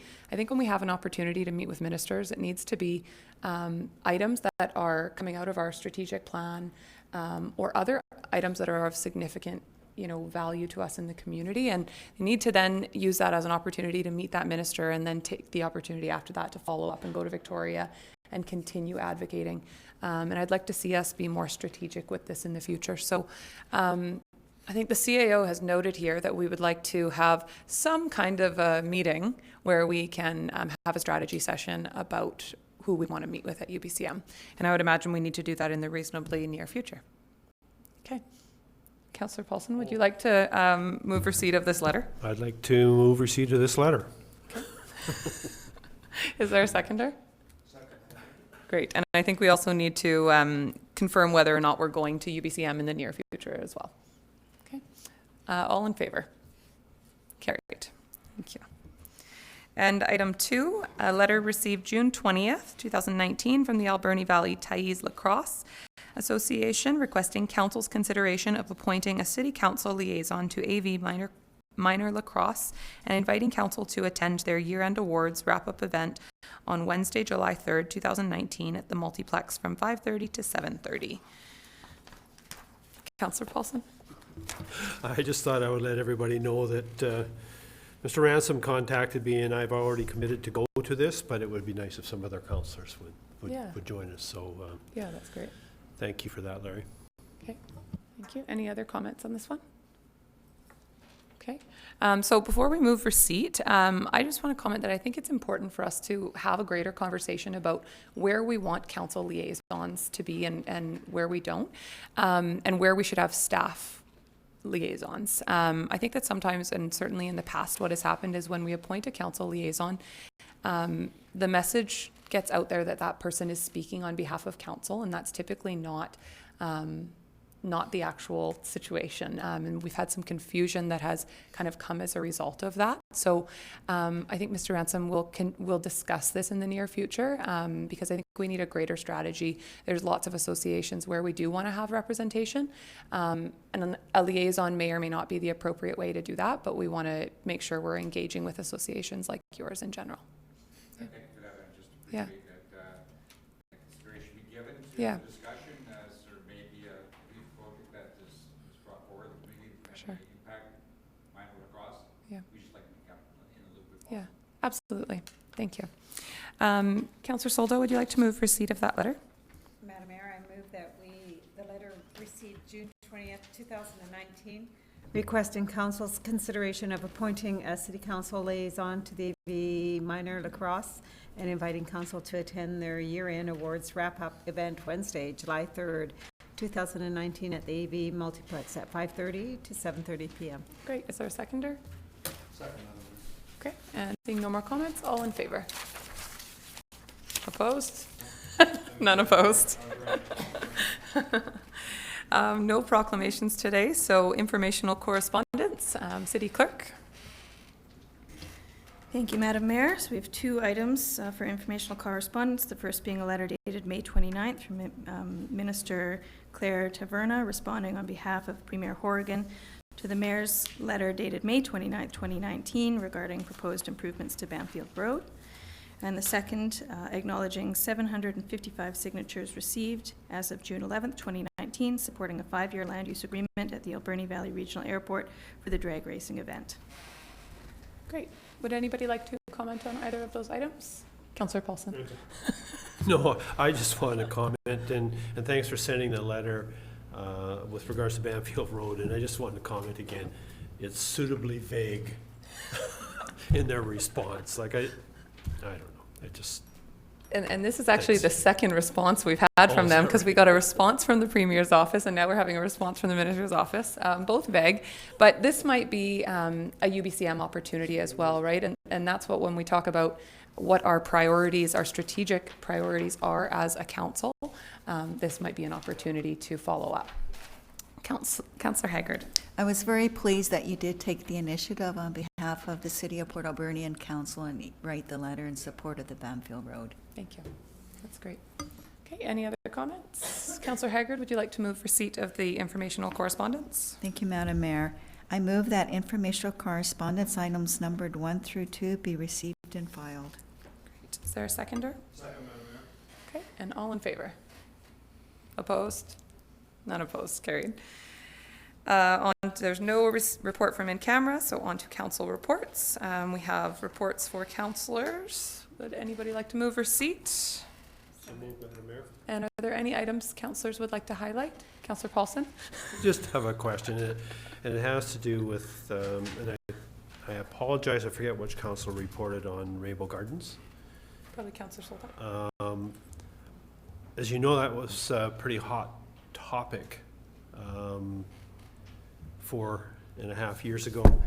I'm just wondering if there's been any revision or update on, and I drove by the building and it looks great, but it has to do with landscaping plans and whether or not Rainbow Gardens is going to be able to fulfill a verbal vision of what park-like space would look like on the main street there, and if they're still going to carry forward with that, that's a question that I would have, maybe to take to the next meeting. I don't know. So it's something I'll have to take back to the board and ask that question. I know they're working on stages of the development, so at this moment, they're just trying to get the building open, and then they'll be working on the landscape. It just depends on where their dollars are at this moment, but eventually they're going to probably lead to it. I know Derek Appleton, who's in charge of that whole process, will be eventually meeting with the mayor and I So we'll have that discussion. Just as a reminder, there was a vision I am to very have a much aware of park-like it. setting there that would be actually multi-use, not Yeah. just a playground, but pathways, and Oh, it sounded nice. They want that, and we'll see where we move forward. Okay. Any other comments on reports? Councillor Corbeil? Yeah, one thing I'd just like to mention, one of the things I attended a Citizens on Patrol meeting, and, you know, they do an incredible amount of stuff, and I believe, if I remember correctly, they had already volunteered 850 hours or something like that in the first quarter of this year. And one thing that they are sadly missing is their office space that they have down at Harbor Key. So maybe under new business, I'd like to just float an idea with staff. For sure. Okay, Councillor Paulson? Just comes out of my meeting with the Advisory Traffic Committee, and we went through Cycle Alberni's recommendations from the previous meeting, but there was once again a long discussion about what are we going to do with Stamp Avenue from Redford to Roger. And there was a suggestion and some talk in the meeting about striking a committee to review plans that have already been done, but also to maybe come up with a solution, because it's a very, very dangerous situation, especially for anybody heading north on Stamp. And to be quite honest, we didn't come up with a solution. So, and we probably need to, and it might be something that we can phase over a number of years so that we don't get the financial crunch all in one whammy, as suggested at the meeting. But it was suggested that a committee be struck and have another look at it. So I'm not sure where we can go from there, Mr. CAO, but... And I'll just comment that I think that, and I agree, we didn't come up with a plan, but I think that if we are going to move forward with that work, we should drive that through our strategic plan. So I think council needs to determine if that's going to be a priority, because we know based on the last time we started to go through the process, and I think we had 100,000 or 200,000 from Bike BC, and the work ended up, estimated around $1 million. That's why we pulled back from it. We know that it's going to be a substantial cost. I think we need to decide if that is going to be driven or not through our strategic plan. And I think that's a very important conversation for us to have, and maybe we put some kind of cap on that and figuring out some problem areas. But again, I think we should bring that to strategic plan. And just one other quick comment. I pointed out in there discussion with regards to surveillance cameras at major intersections. And really, there was a gentleman in the audience that was his suggestions, and his daughter was the young girl that was killed on Redford, at 10th and Redford, and they still don't know what happened. And he said for family closure and stuff, even if there had been some sort of video or something that came out. So that's kind of where that discussion came to, and it was heart-wrenching to see him sitting there and saying, look at, a number of years later, and we still don't have closure on this. Like, we just don't know. But just a thought. Yeah, thank you. Councillor Solta. Madam Mayor, I was at the AVICC meeting yesterday, and I just want to bring up something that they made a comment regarding that convention. The AVICC is feeling that the resolutions are losing credibility, and the main reason is because they're not well prepared. When they get them, they get a stack. Like, there's a resolution, and then there might be a 30-page of information. Well, as everybody knows, give me the first paragraph and give me a little bit of background and then conclusion.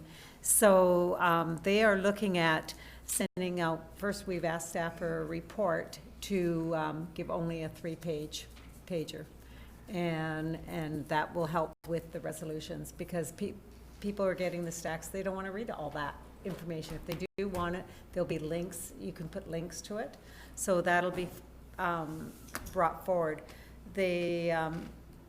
Nanaimo, of course, everybody knows the AVICC will be there, and there's a lot of different changes. Just so you know, the membership is 53 local governments. I don't think anybody really realizes that. 346 are elected officials. So it's, yeah, there's a lot more going to be happening, and And Sheila Mackleson would like to know, she's working with the Minister Heyman, and if anybody's interested, she's special advisor of marine and plastic, and she wants to know what's working well. And I've forwarded it over to the Mayor of Tofino, because they've been working with what's been coming out of which is plastic and everything, and how do they mitigate that problem. So if anybody else is interested, you can send that information. I just wanted to bring out that to you. Thank you. Any other comments on council reports? Okay, I will move that council reports be received. Is there a second? Okay, all in favor? Carried. New business, Councillor Corbeil. Yeah, I would like to ask staff to investigate what Campbell River is doing. They have a safety office, and they've set up a committee. I think it's made up of the police and the fire department and planning and a bunch of other folks looking at some of the conditions I guess they face. But this safety office, which is right downtown, it houses the bylaw officers. It's a place for the citizens on patrol. Patrol. And I guess the police liaise there. It looks on the surface like a great idea, and it seems like it's the city's running it.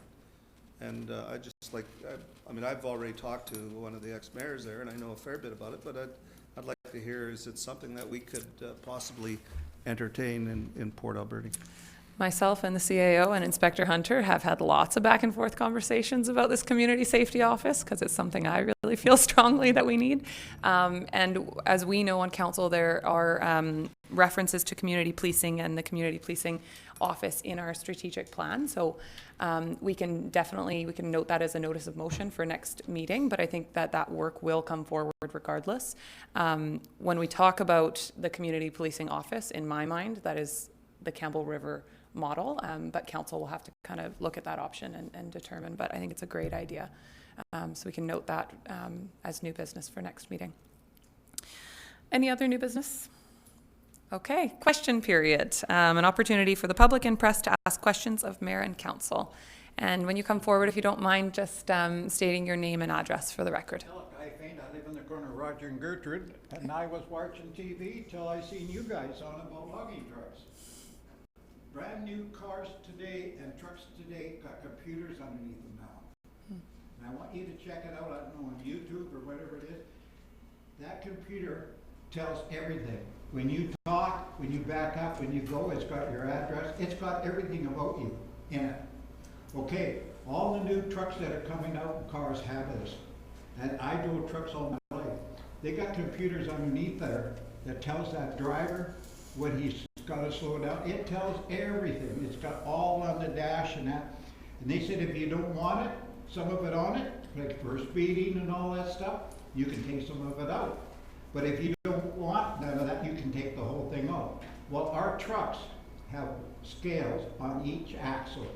On the trailer and on the truck, there's weight 17,000 pounds. I'm going that way for each axle. And the trucks, they have gauges inside that tells me how much air is in that trailer and how much is on that truck. It's all on, and some of the chip trucks and that, they have them on the side where the driver can see the weight on each one of them. And all the trucks today have all brand new computers, they all have stuff. And there's outfits, a big trucking outfit I worked for, they had about 35 trucks or more. They had an insurance outfit do all their trucks. And each truck had a little red thing on the corner of the cab. And the real estate people had a guy watching all the trucks. If they were speeding, he wouldn't stop the truckers. If they were speeding, doing anything wrong, not stopping right, he'd have it all in his computer. When that driver was from Port Alberni, was in Texas, or down in Texas somewhere years ago, he got caught for speeding. One of them caught him with that on the side. When he come back to Port Alberni, he got heck because he was speeding somewhere else. All these insurance outfits can do that.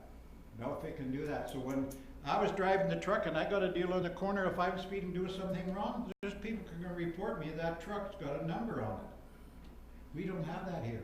Yeah. But we need the computers in those trucks, and every truck that went by, I seen that one that rolled over. I drove those trucks and gravel trucks.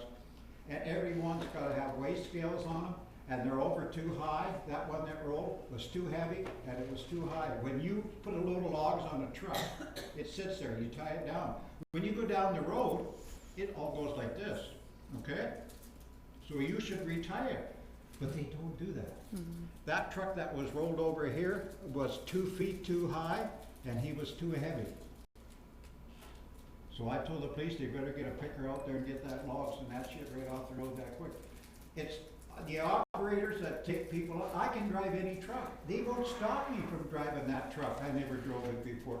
I could haul fuel or something, and they would let me drive it. Nobody taught me how to do that kind of stuff. That's the deal why there's that problem. And the inspectors that take guys out, I've took truck drivers out, and I didn't want to say anything because I nearly got in a fight because he wasn't any good. And if you want to slow the trucks down, then I'm going to get out of here. You use the gear shift.